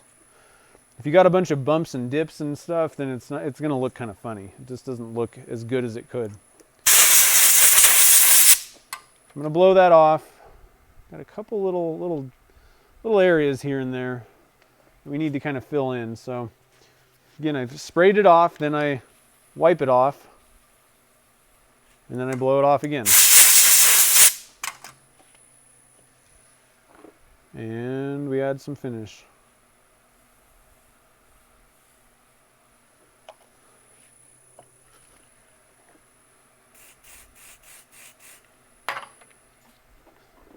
Yeah, that kind of set up on me quick. Need to add just a little bit more finish next time. So we'll do 3 coats this time.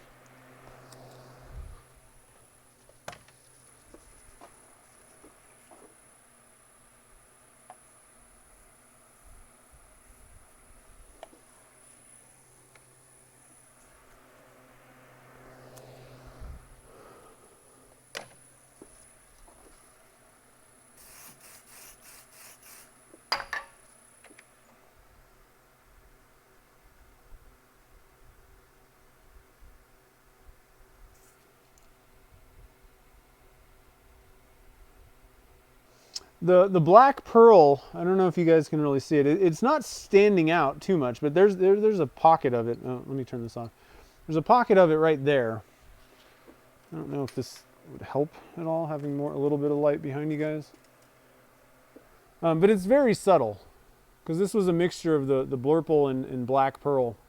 Very subtle, but there are a couple areas where it does kind of pop out. I can see it. It just doesn't, you know, like I said, pop out a lot. So I think I'm going to see what happens. So we put 2 coats on. I just want to see. It looked like I got that last one on pretty smooth.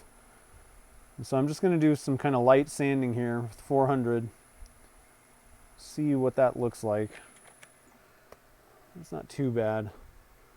I think we can get away with just doing these 2. But I do want to pull out all those little ridges. I want to get rid of those. Otherwise they'll show up when you're done polishing.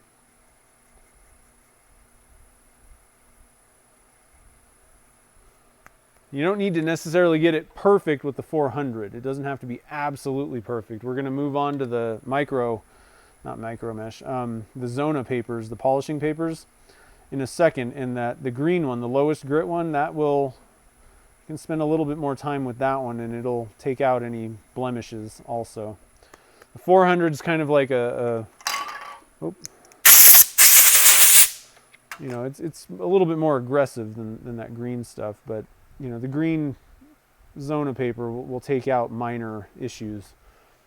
I'm just going to do, and you can kind of spot sand here and there too, and that can kind of help out, just, you know, take out any issues. It's kind of the same idea with there may be a little bump or something that's going on and the paper's not maintaining contact with the blank. So I think we're good to go here. So at this point, one other little, like I was saying, I put on, you know, like 10 coats basically at this point. One thing that you could do is to just try and make sure that your blank is not going to stick to the bushing. You could, you know, try and take it off right now and just make sure that it's loose. I think I'm going to be okay, but just a little something to kind of mention that, you know, not a bad idea to do it now before. I guess the reason that I mention that is because waiting till the end, the very end, like when it's, you know, perfect and you thought you were done, and then if you have issues with the bushing at that point, that's a lot more maddening than, okay, well, I kind of got the finish on now, but it's not done, you know. So just a thought, you know, something to think about. It might not be a bad idea to do that, but I think we'll be okay. So I'm going to clean up my tools. I got tools everywhere, it feels like. Let me put some tools away, get things going, and then we will finish the finish. So I'm just going to scoot you guys back so you can kind of see. I'm going to set up my little sanding, my wet sanding bucket and everything. I need to go get fresh water also, but I got a ShamWow, so I just put a towel down. I just happen to have ShamWows because why not? But I need to go fill my water, or clean out my water, because look at that, that's gross. Ew. I don't want to use that nastiness. No thanks.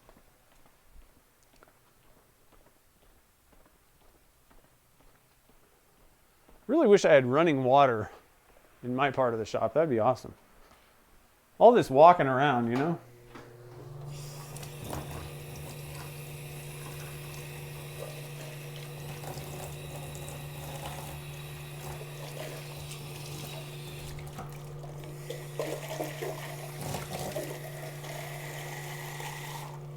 All right.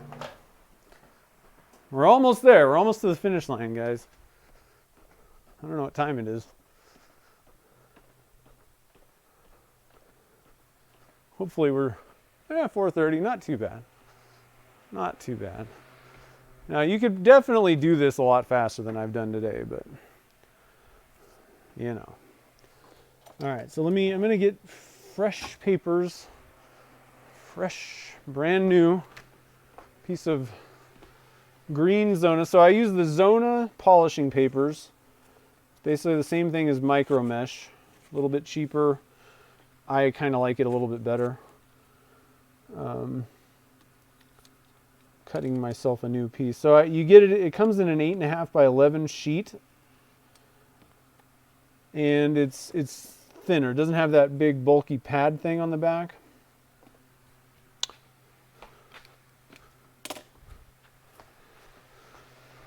But I kind of like how thin it is, personally. I think some people like the micro mesh pads because of the little pad on the back. But you could back this up with a piece of foam or something if you wanted. Do a little bit of wet sanding here.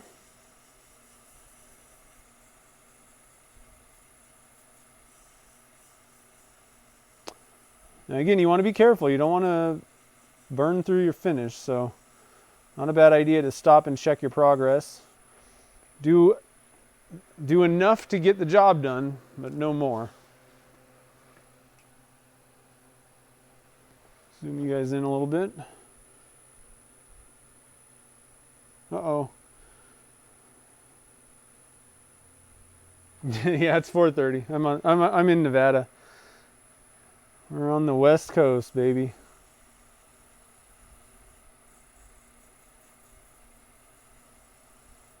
All right, I'm going to stop and I'm going to dry this off and look at it.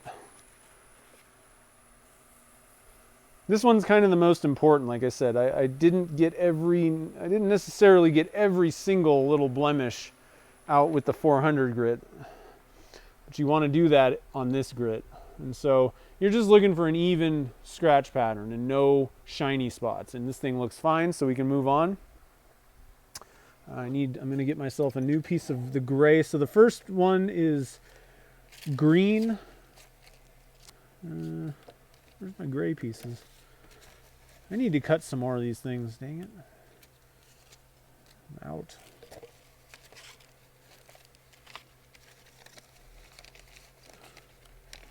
All right, well, I'm going to just use one that's here because, here we go. We'll just use this piece. It looks pretty clean.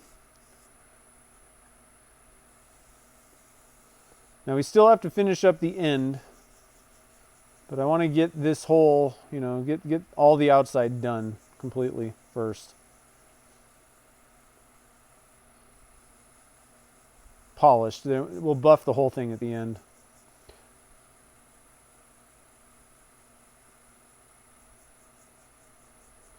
Like I said, there's a couple different ways that you can go about kind of like parting this off, but you can't fully part that off using a TBC bushing. It'll just fall, the whole pen will fall off. So I think what I'm probably, if you don't have that mandrel set up, all you have is the TBC bushings, then I think what you need to do is just kind of carefully come in here and get it almost, get in there pretty far, and then just take it off and just cut it off basically, and then do a little bit of kind of hand sanding to round it over. But if you do have the mandrel and you have the stark bushings and all that stuff, it's pretty simple to just use that mandrel to do the final end part of this thing.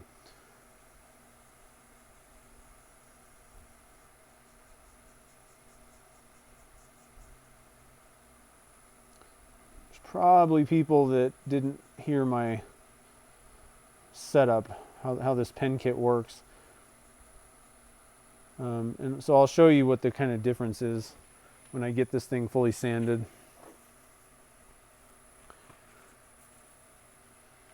All right, so I'm going to take a peek at this thing and just see what I see. Looking pretty good. I think I'm going to do a little bit more with the gray.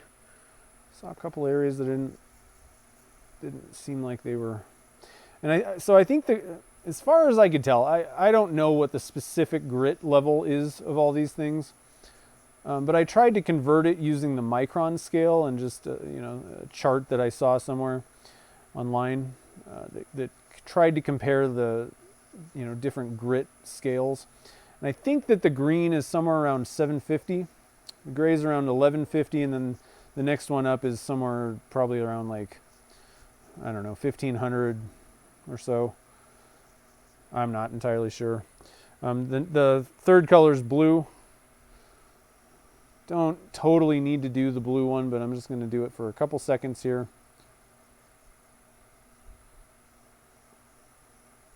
Because we're going to finish off with buffing. That's what I like doing. All right, so we're done. It should be well polished at this point.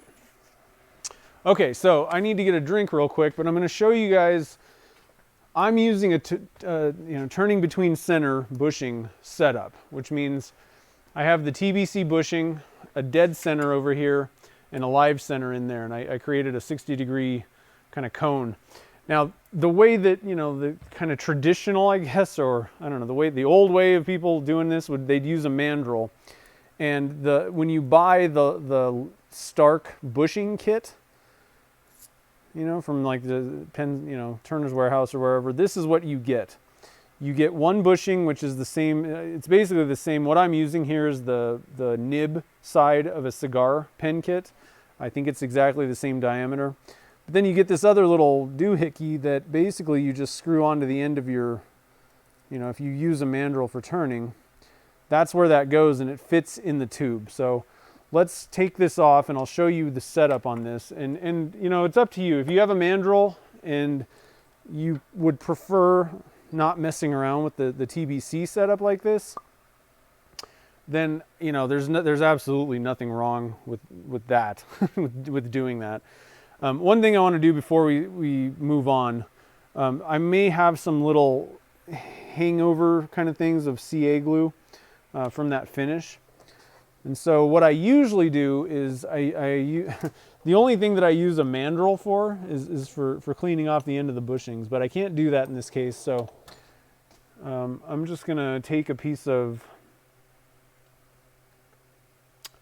I got a piece of that 600 grit, and what you want to do is just find a flat surface. And can you guys see what I'm doing even? No. Actually, the bedways would be the best way to go. Put it on the bedway and just kind of lightly,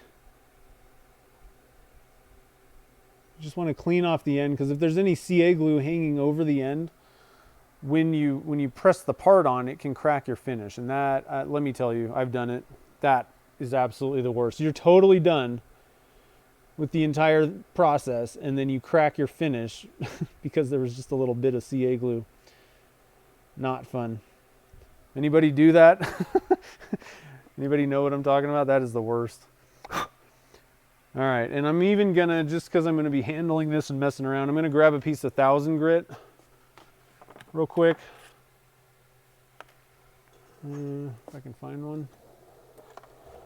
I'm just gonna lightly roll over the edges of this thing. 400, good Lord. Here's 1000, I think. Just because that should be kind of like 90-degree kind of sharp. I'm just going to kind of quickly, with the high grit, just roll that over just a little bit, just so I don't snag it on anything while I'm messing around. Okay, so the way the mandrel setup works, it would be best if you have one of the adjustable mandrels. I suppose it would probably work even with a normal one, but you're going to have to be working at the end of the mandrel, which is the worst, side of it. That's the most out of round that you're going to get. So if you have one of these adjustable ones, you would put the bushing on, and then you would put this little nub thing, you would screw that onto the end of your mandrel, and then the little nub thing fits your tube perfectly, so you've got kind of support all the way. And you just want to make sure that that's all the way bottomed out, and that way you've got kind of support at both ends. Now at this point, this is going to be a little bit easier. You still want to have tailstock support, but this is going to make parting off kind of a lot easier, I would say. Otherwise, you just have to be extremely careful and then cut it off and do all that kind of stuff. So I think most of you guys probably get the idea that this would probably be the easier way to part it off. I'm going to not use this method. I don't really like mandrels in the first place, and some people may have started out and never even bought a mandrel, so I'm just going to do it the way that I would do it normally, without the aid of a mandrel, because it's not that big of a deal, but you do have to be kind of careful. All right, so let's see here. Jen's out. Oh man, people are dropping like flies. Dropping like flies. I need a water. Where'd my water go? Throat's dry. All right, so let's scoot this thing back a little bit. Hold on.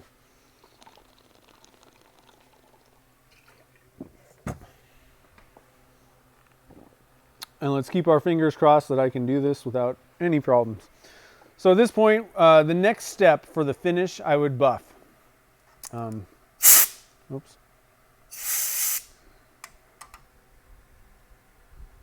Just looking in. I didn't want to fill those lines in. So, but there's something shiny in there, so I just want to kind of make sure that, get this stuff out of the way. Just want to make sure that there's no issues. I want to know why it's shiny. I'm guessing it's just shiny, reflecting off the light, because I couldn't like sand that back, the CA that's in that groove, but I just want to make sure that there's nothing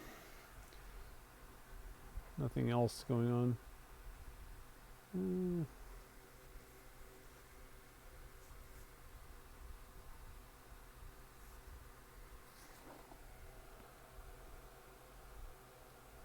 Oh, I lost the line on this side.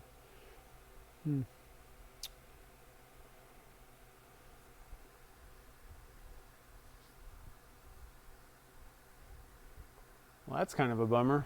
I should have cut that a little deeper, and at this point I'd have to kind of start over with the black. So I think I'm just going to leave it the way it is, but we don't have, so something's kind of off a little bit with my sanding, but I think everything's all right. Not entirely sure why that happened.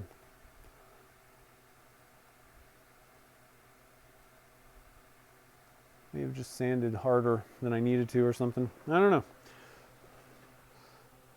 I would probably, if I was making this for like, to sell the pen for a client or something, I would probably go back, cut new lines in, redo the black thing, all that. But I think at this point, we're just going to say it's a design option.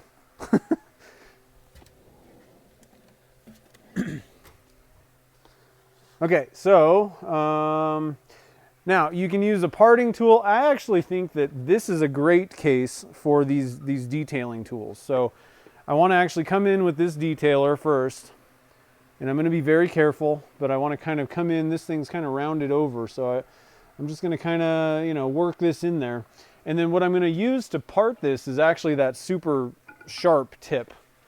I'm just going to come in there and kind of keep taking some stuff. You could use a skew chisel or something like that for this, but if you have the carbide tools, I'm just going to kind of plug away with both of these guys.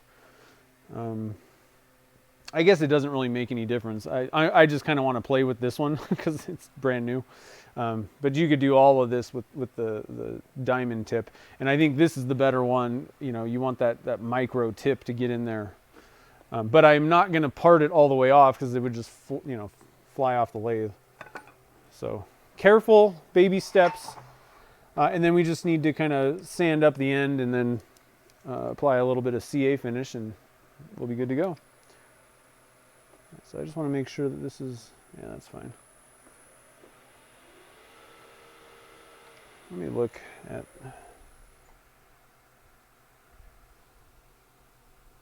yeah, I don't know. The grooves aren't really looking fabulous.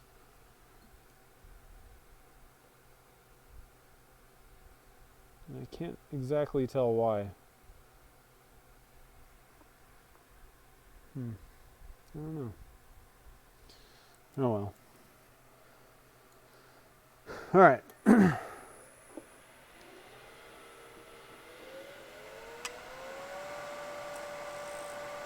just want to make sure that I'm coming in the right height here with this tool. I have a little mark on the side of my lathe. Yeah, they're looking pretty good. Just maybe a little bit higher. Okay.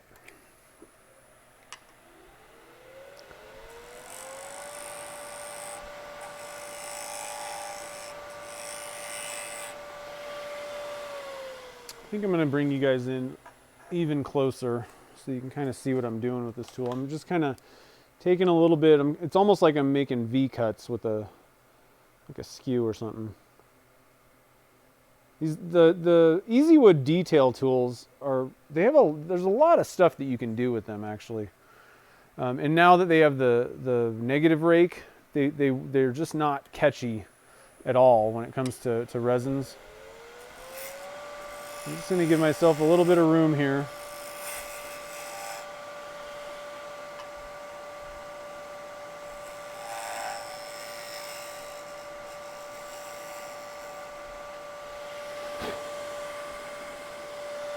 And what I want to do, what I have in mind, is to just kind of ease this edge so it's not sharp, round that over, and then just kind of have a little bit of a, I don't know what you want to call it, just a little bit of a bump, or a radius, I guess, or something. So I'm just going to kind of come in here like that.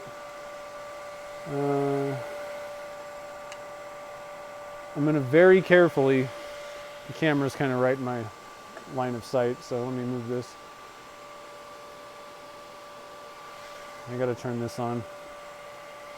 So you guys might be kind of blown out, but I just want to very carefully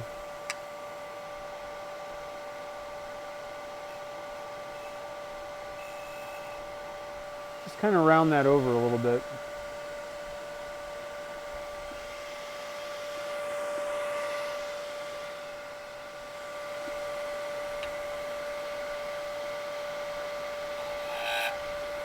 There we go.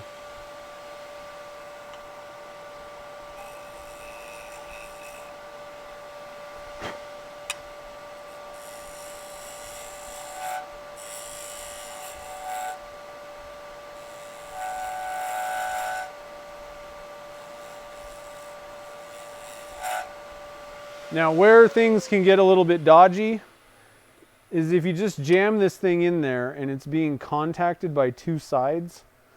You know, like if you just plunge this way in. Now, the negative rake is going to help, but you're going to have force coming on both sides of that. So it's better to kind of, you know, give yourself a little bit of room if possible. It can kind of grab a little bit, but technically you shouldn't really get like a real catch with these negative rake ones, but it still can be a little bit kind of dodgy if both edges are being contacted and you've got it shoved way deep. So just kind of be a little bit careful, be conscious of that. Kind of similar to a parting tool. You just, you know, you're better off giving yourself a little bit of extra room so the tip doesn't get pinched, basically. Hold on real quick, my air hose is on the camera.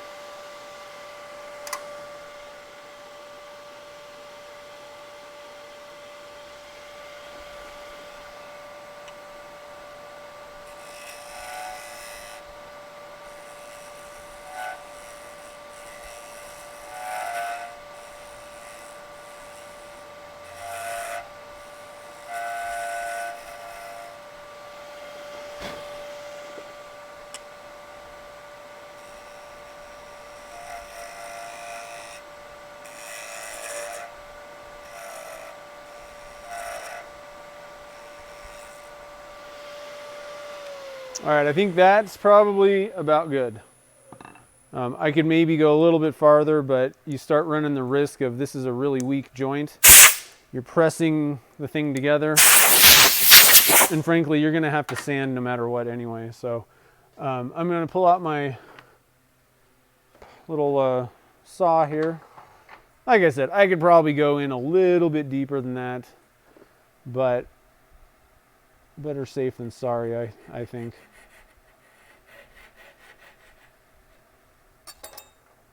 Just back this off. I'm just going to kind of hold it in place. And nibble away. There we go.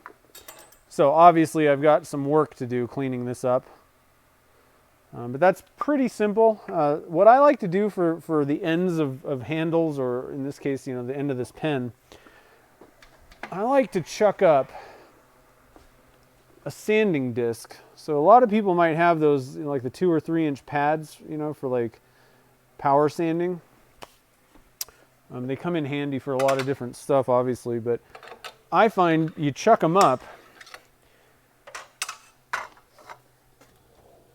into your headstock here. So make sure that's clean. And I have a collet chuck. You can just use a drill chuck. Doesn't really matter either way. So I have a collet chuck with a 1/4 inch collet in there. And then actually, let's see, I know I have one of those little 2-inch pads.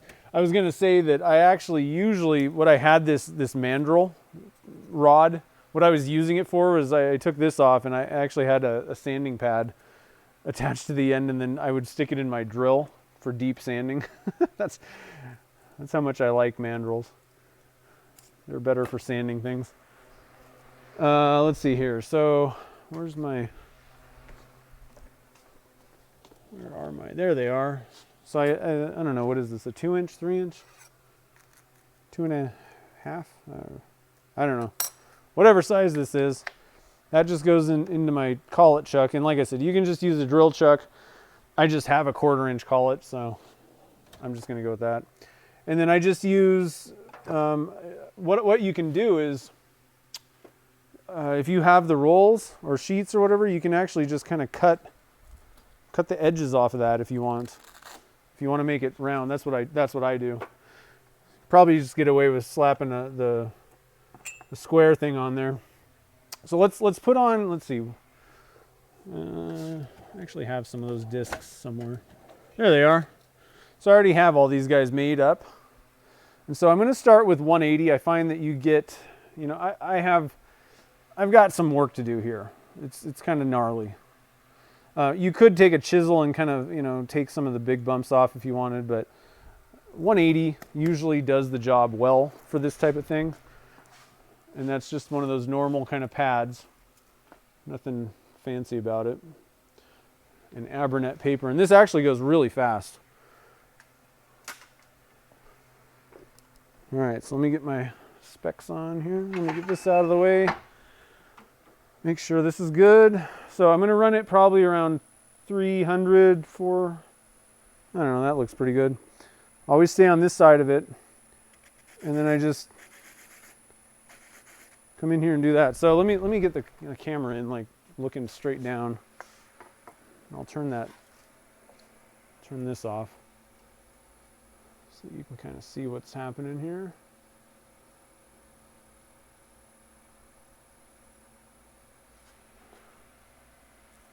Oh, sorry guys. Tripod's not working with me. There. Okay, so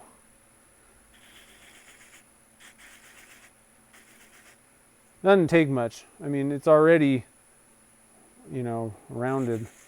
And so then at that point you can kind of just come in and do this kind of number. You know, do a little bit of shaping, make sure that that's all curved.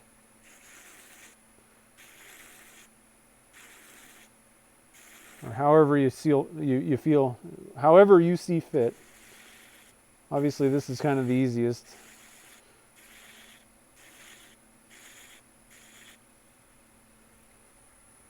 So we already, you know, I mean, it's already shaped pretty well. Frankly, I think I can move up to, I know that I missed a few spots, but 180 is pretty aggressive. So I'm going to switch to the 240 at this point, because I think that's all that I really need to get this going.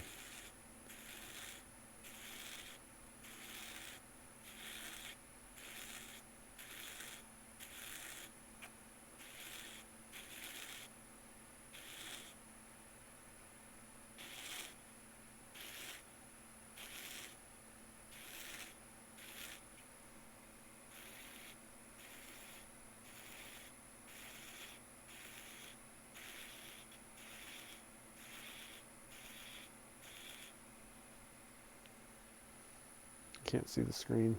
Here we go. You know, so I mean, it's already looking pretty good. Got a little bit more to do on the outside rim here.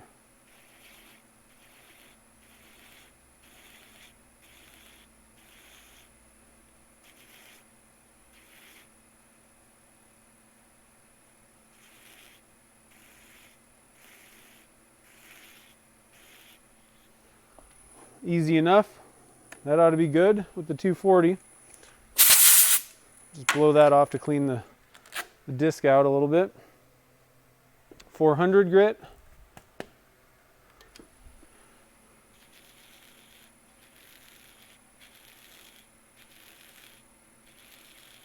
Very light. I'm not pushing hard on this. I'm trying not to. You have the little kind of rubbery pad too, the foam. So that kind of helps soften this a little bit. Helps to stabilize.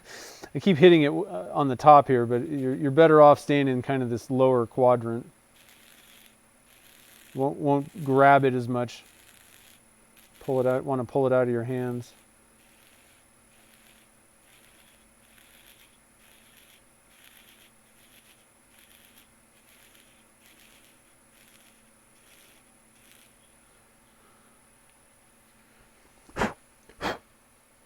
All right, I think that's enough. I think that's fine. You could go higher than that if you wanted. I don't really think it's fully necessary. We're going to put a little bit of CA glue on it now. And I don't really find that you need to put a whole lot on the ends here. So first thing I'm going to do, let me get some tools out of my way so I can get a drink too.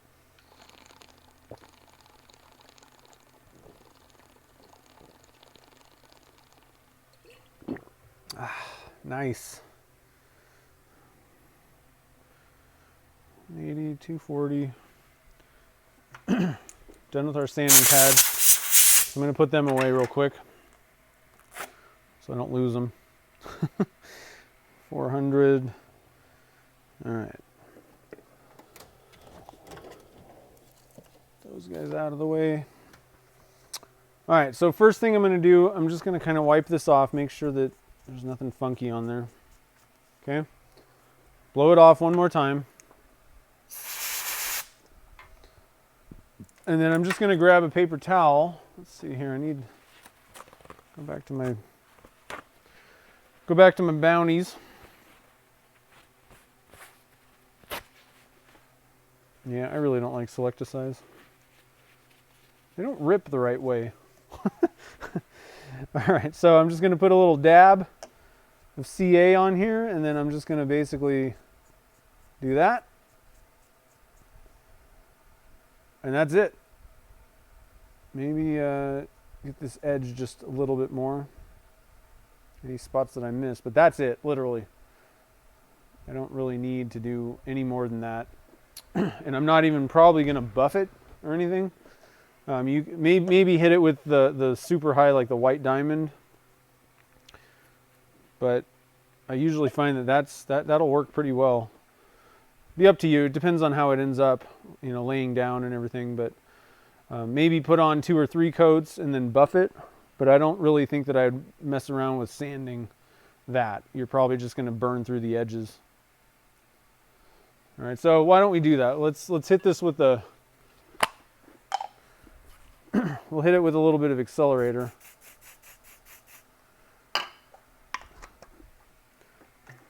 Put on another coat. I'm just kind of blowing that off to make the accelerator dry quick. Put this down.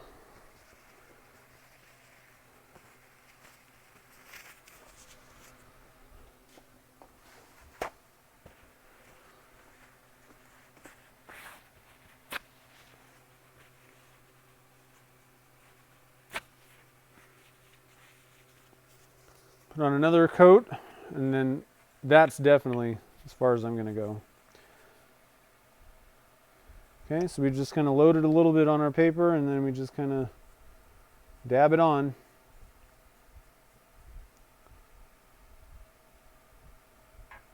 Kind of set that down, let it think about what it's done for a second.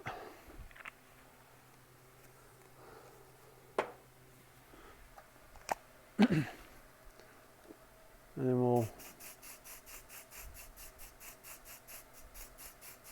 give it a little bit of accelerator, and then we are done with this sucker. Now all we have to do is buff it. So that's looking, so that end, like I said, I mean that's simple. Takes 2 seconds, You could, like I was saying, you could use the mandrel And I think that you could just kind of part this off, sand it, and do all that work with it on the mandrel. I think that would work fine if you wanted to go that way. It would save you a little bit of time. As long as your mandrel's running true, there shouldn't be a problem. But I just wanted to kind of show you the TBC method, because that's what I would typically do. In this case, you know, it is kind of nice to just be able to use that mandrel. You know, I would probably turn it with the TBC bushing. Maybe it wouldn't be the worst idea to use that mandrel for the end, though. But you definitely don't need one of those mandrels to do it. All right, so let me see here. Amber's out. Have a good one. Yeah, when Easy Wood Tools came out with the negative rake cutters, I mean, game changer. Seriously, I used to hate hollowing things, like even tiny things, with carbide, because they would I'd get catches all the time. Like I would be so tense. I mean, it's like I'm just standing there waiting to get punched in the face. Like that kind of, like, I know it's coming kind of thing is just how everything worked for me. And they came out with those, and it completely, at this point, I love hollowing stuff. It is so much fun because it's just enjoyable now. You don't get the chipping or any of that stuff. You don't get any catches. So yeah, I think it was a big game changer for me, for sure. That's why I'm a huge proponent of it. I'm like, just get the negative rake cutters. You'll have fun. All right, so we got our triple E and white diamond wheels. I may forego the car polish on this one. We'll have to just see how it looks after white diamond. I don't know if I want to. We're already at 510, 505. Let's see here. So I'm going to put a mask on real quick. You don't want to be breathing the dust. You know, this stuff is abrasive particles. You don't want to breathe in that dust. So we got that. We got the pen. This thing's going about 1,000 or so, 1,200, something like that. Oh, dropping the pen. So I'm going to apply a little bit of triple E. I'm almost out of triple E here. And let's see, how is that thing looking? I'm going to look at my screen here. Okay, I'm going to turn my light on. Hopefully that's not terrible.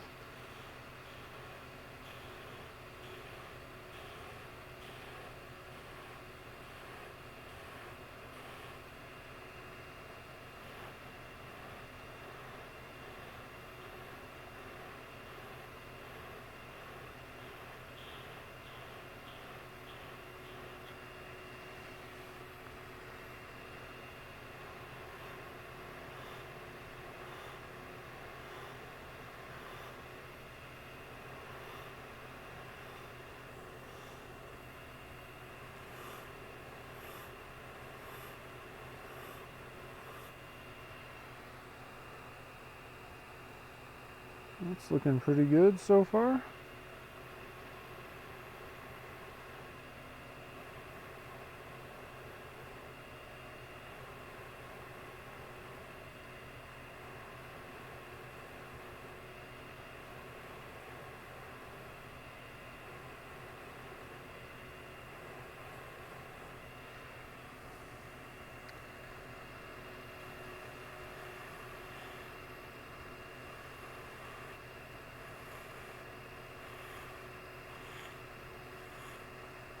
Kind of going a little bit light on this. It only had a couple coats on the end part.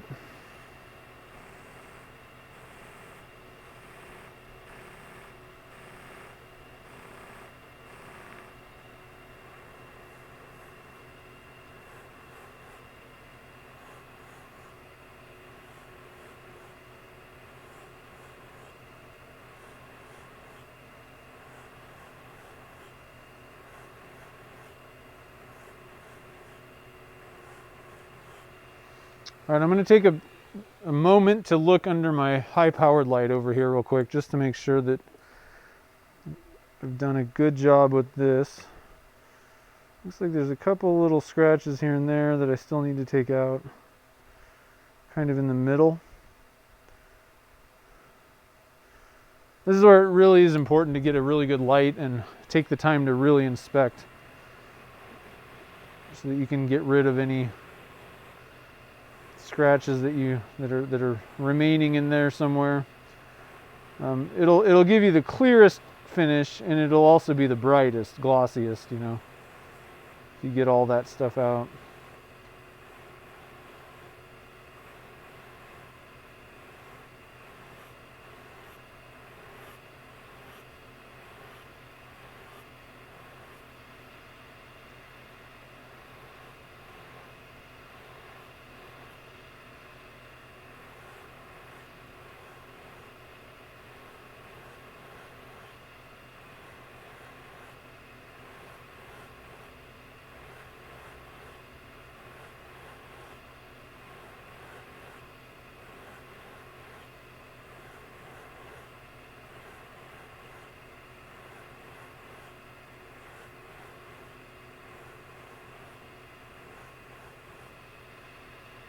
All right, again, I'm going to go over to my light, inspect this a little bit closer.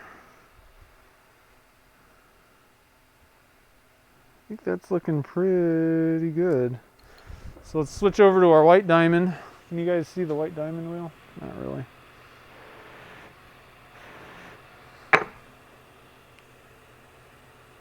There you go.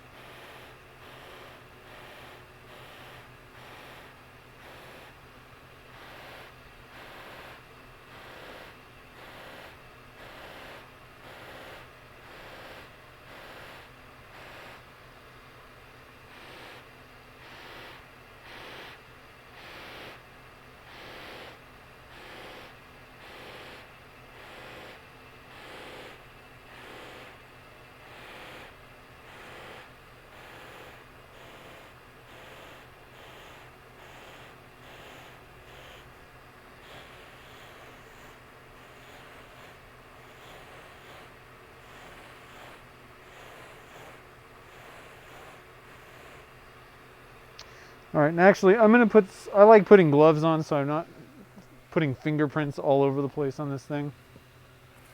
My hands are usually a little bit kind of oily. I don't know how big a deal this is, but I've always done it, so then I don't have to worry about it. So I'm gonna finish up going kind of lengthwise here with the white diamond.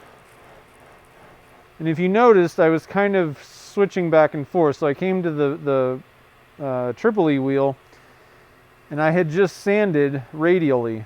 So then I came and did vertical. Then I came over here and did horizontal, kind of radially. And now I'm going to switch, and I'm going to finish up going lengthwise. And I don't know why, but for some reason, this may just be, I don't know, my brain. It feels like finishing buffing lengthwise looks better. I have no clue if that's true, if it actually does or what, but it just seems like, it feels like they look better when I finish this way. So that's how I try to do it.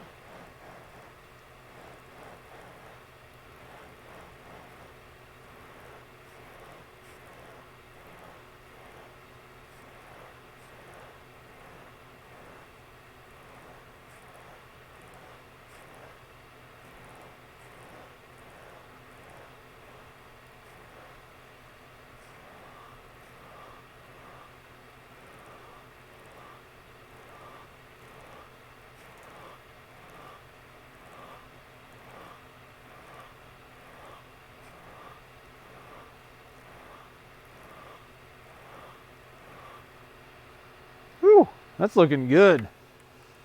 It's looking good, guys. I'm telling you. Am I on the camera? I don't even know if...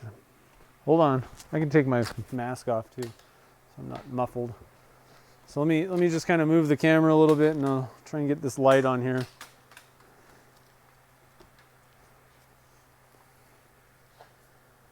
But oh man, shiny. The end's looking pretty good. So now we got to put it together. And so the one issue is you got kind of a round bottom on this. A lot of times it's a little bit easier to press things together when you got flat parts, but should be able to manage, get through, no problem. A little bit bummed, so I finally got a hold of the store that I'm buying a new drill press, the Nova Voyager, I think it's called, because I really hate this drill press. And Nova they're back ordered like till October. So this better be the most awesomest drill press ever. For having to wait that long. So let me just kind of put this thing back together the way it was. So I got to undo all this stuff here real quick. This is the one drawback I would say. If you set your drill press up and leave it for like certain tasks and don't really want to have to don't want to have to change it over to do pressing, then I would say that's a good reason not to do, use your drill press as a pen press. But for the most part, I don't really find that it's that big of a deal. So let me just bring this thing up here. Hopefully that's enough room. That ought to be enough room, I think. And I like to put this here, but what I'm going to do in this case, I'm actually going to put a piece of leather down too, because I'm going to be pressing, I'm going to be using that, the back of that thing. So let me see if I can find, I usually have a little piece of leather somewhere. No clue what I did with it though. Anything soft. I'm just looking for something soft at this point. Leather's a good choice if you can find it.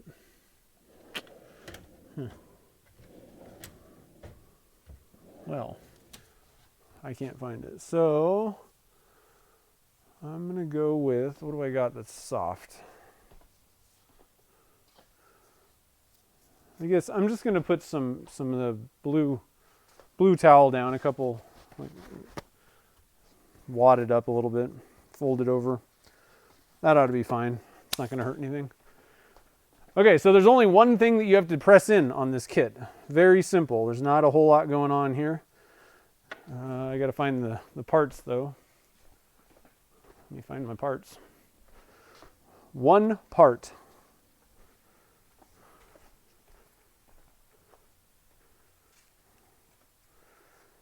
All right, so this is literally the only thing that you have to press in. And I'm kind of on the fence. I think I'm going to leave it together. I don't know. I think I'm just going to leave this whole thing together. So we'll just press that into the pen. I might have to adjust that real quick. Where'd the pen go? Let's see, how'd I do? Oh, I did that. That was pretty good, guys. What do you think? All right, so problem is you guys are going to be right where my arm is going to be pulling down the lever. So let's move you guys on this side instead. Hopefully I didn't disconnect any lights or anything. Cameras. Okay. Here we go. Just going to make sure that I'm pressing it in. I'm going to get down. Get down! Oh, it's kind of wanting to go crooked. There we go. Ah, there we go. Got to kind of, I probably didn't have the pen straight up and down. That's it. That's all you got to do. And then we'll put our ink in. Get rid of the little red cover thingy. I think you just drop that in there and screw it together. Woo! That's a pretty fancy looking pen, guys. What do you think? And it has a screw-on cap too. So this is a rollerball kit. I'm pretty sure it's a rollerball, which is why it's capped. So it's kind of the fancy ink. You know, your kind of upgraded ink. There we go. I can kind of see on the other screen over there. You got a cap. What do you think? I'm digging these little lines. I wish I wouldn't screwed up the end of it. I could probably redo this. You know, I could take it apart and redo all that stuff if I wanted, but frankly, whatever. It's fine. Not that big of a deal. Nobody's even going to be looking at that. Look at all that bling going on and the little mini pine cones. So let me get the camera flipped around. I get a better view over here. There's more light in general, and I can see what's going on. So let's, I'm going to walk you guys around.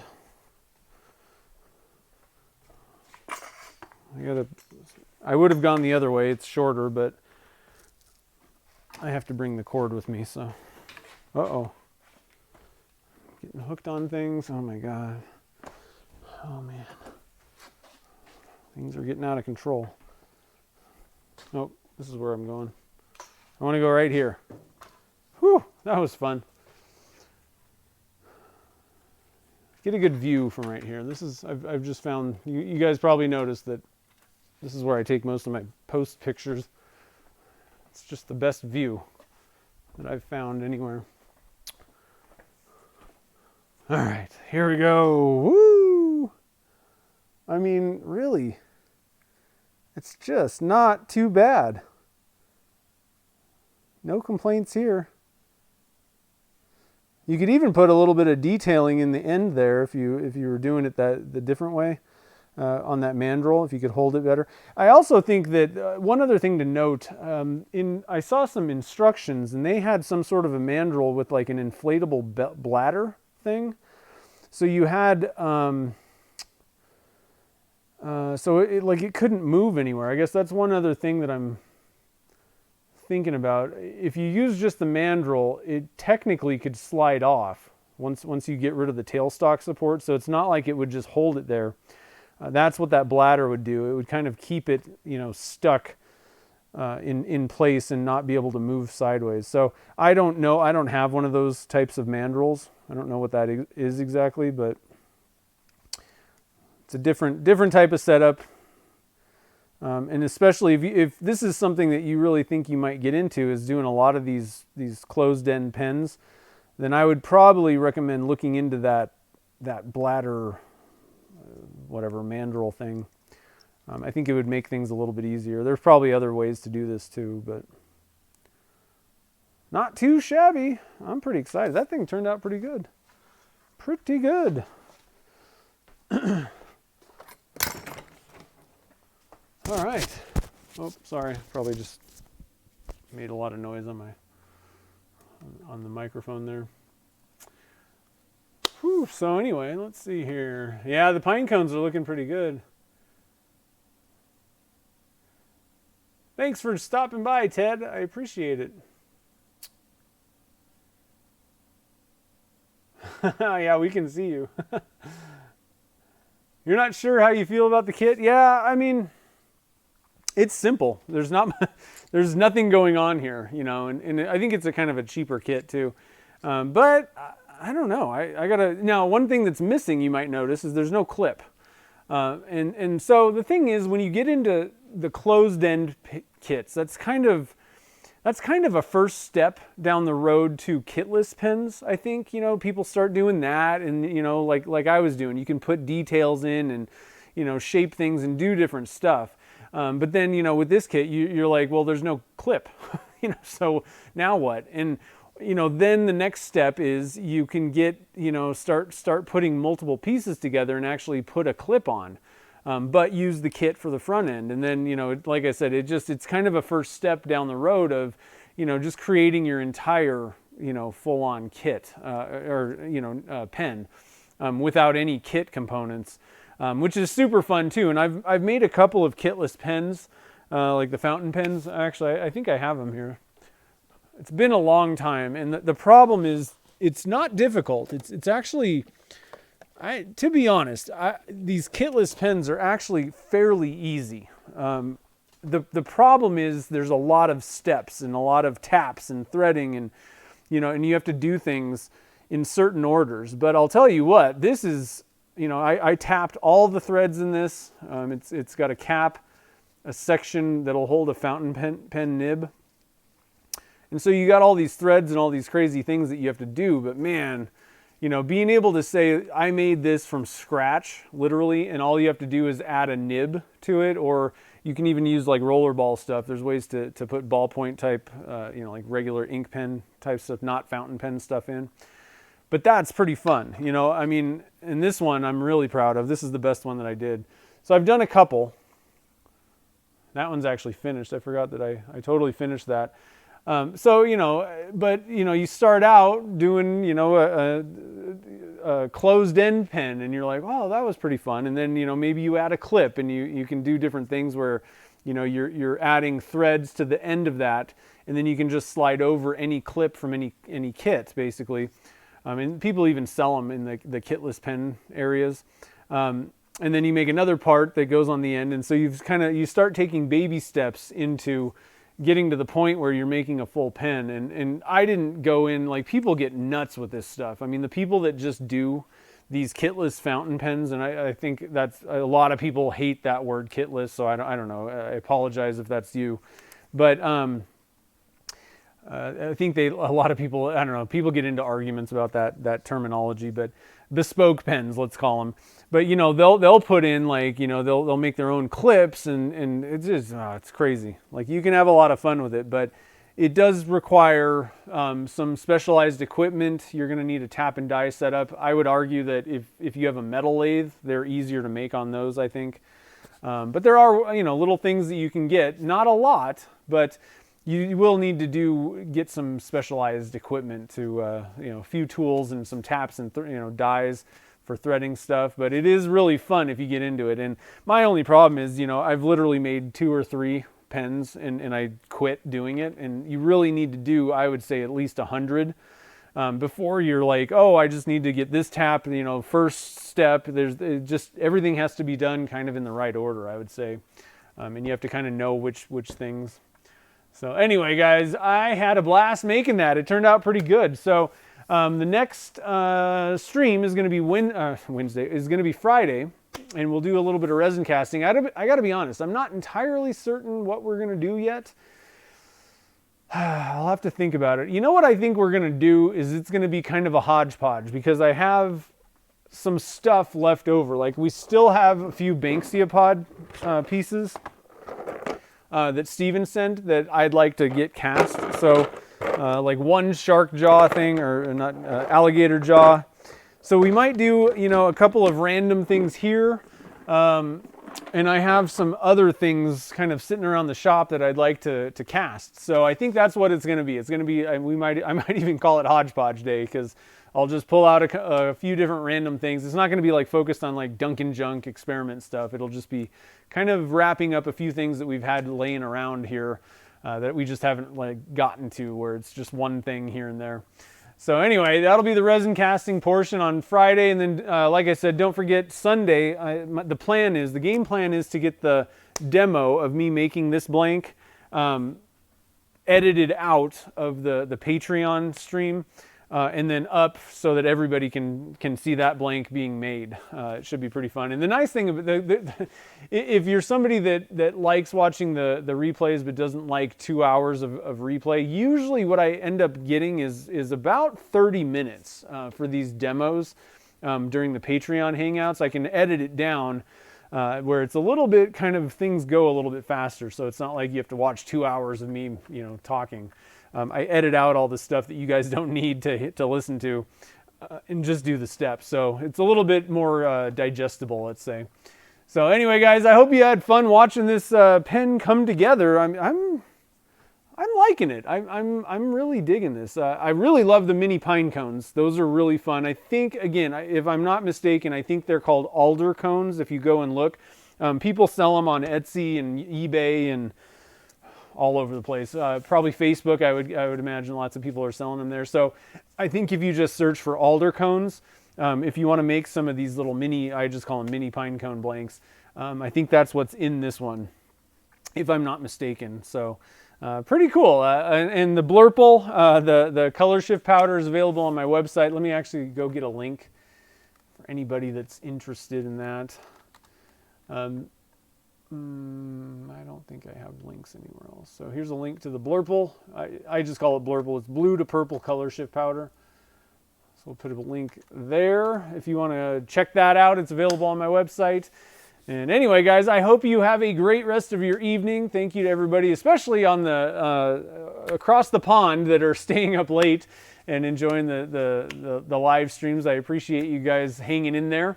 And I will see you guys all on Friday, 3 p.m. Pacific time, and we'll do a little bit of resin casting. Have a great night, guys.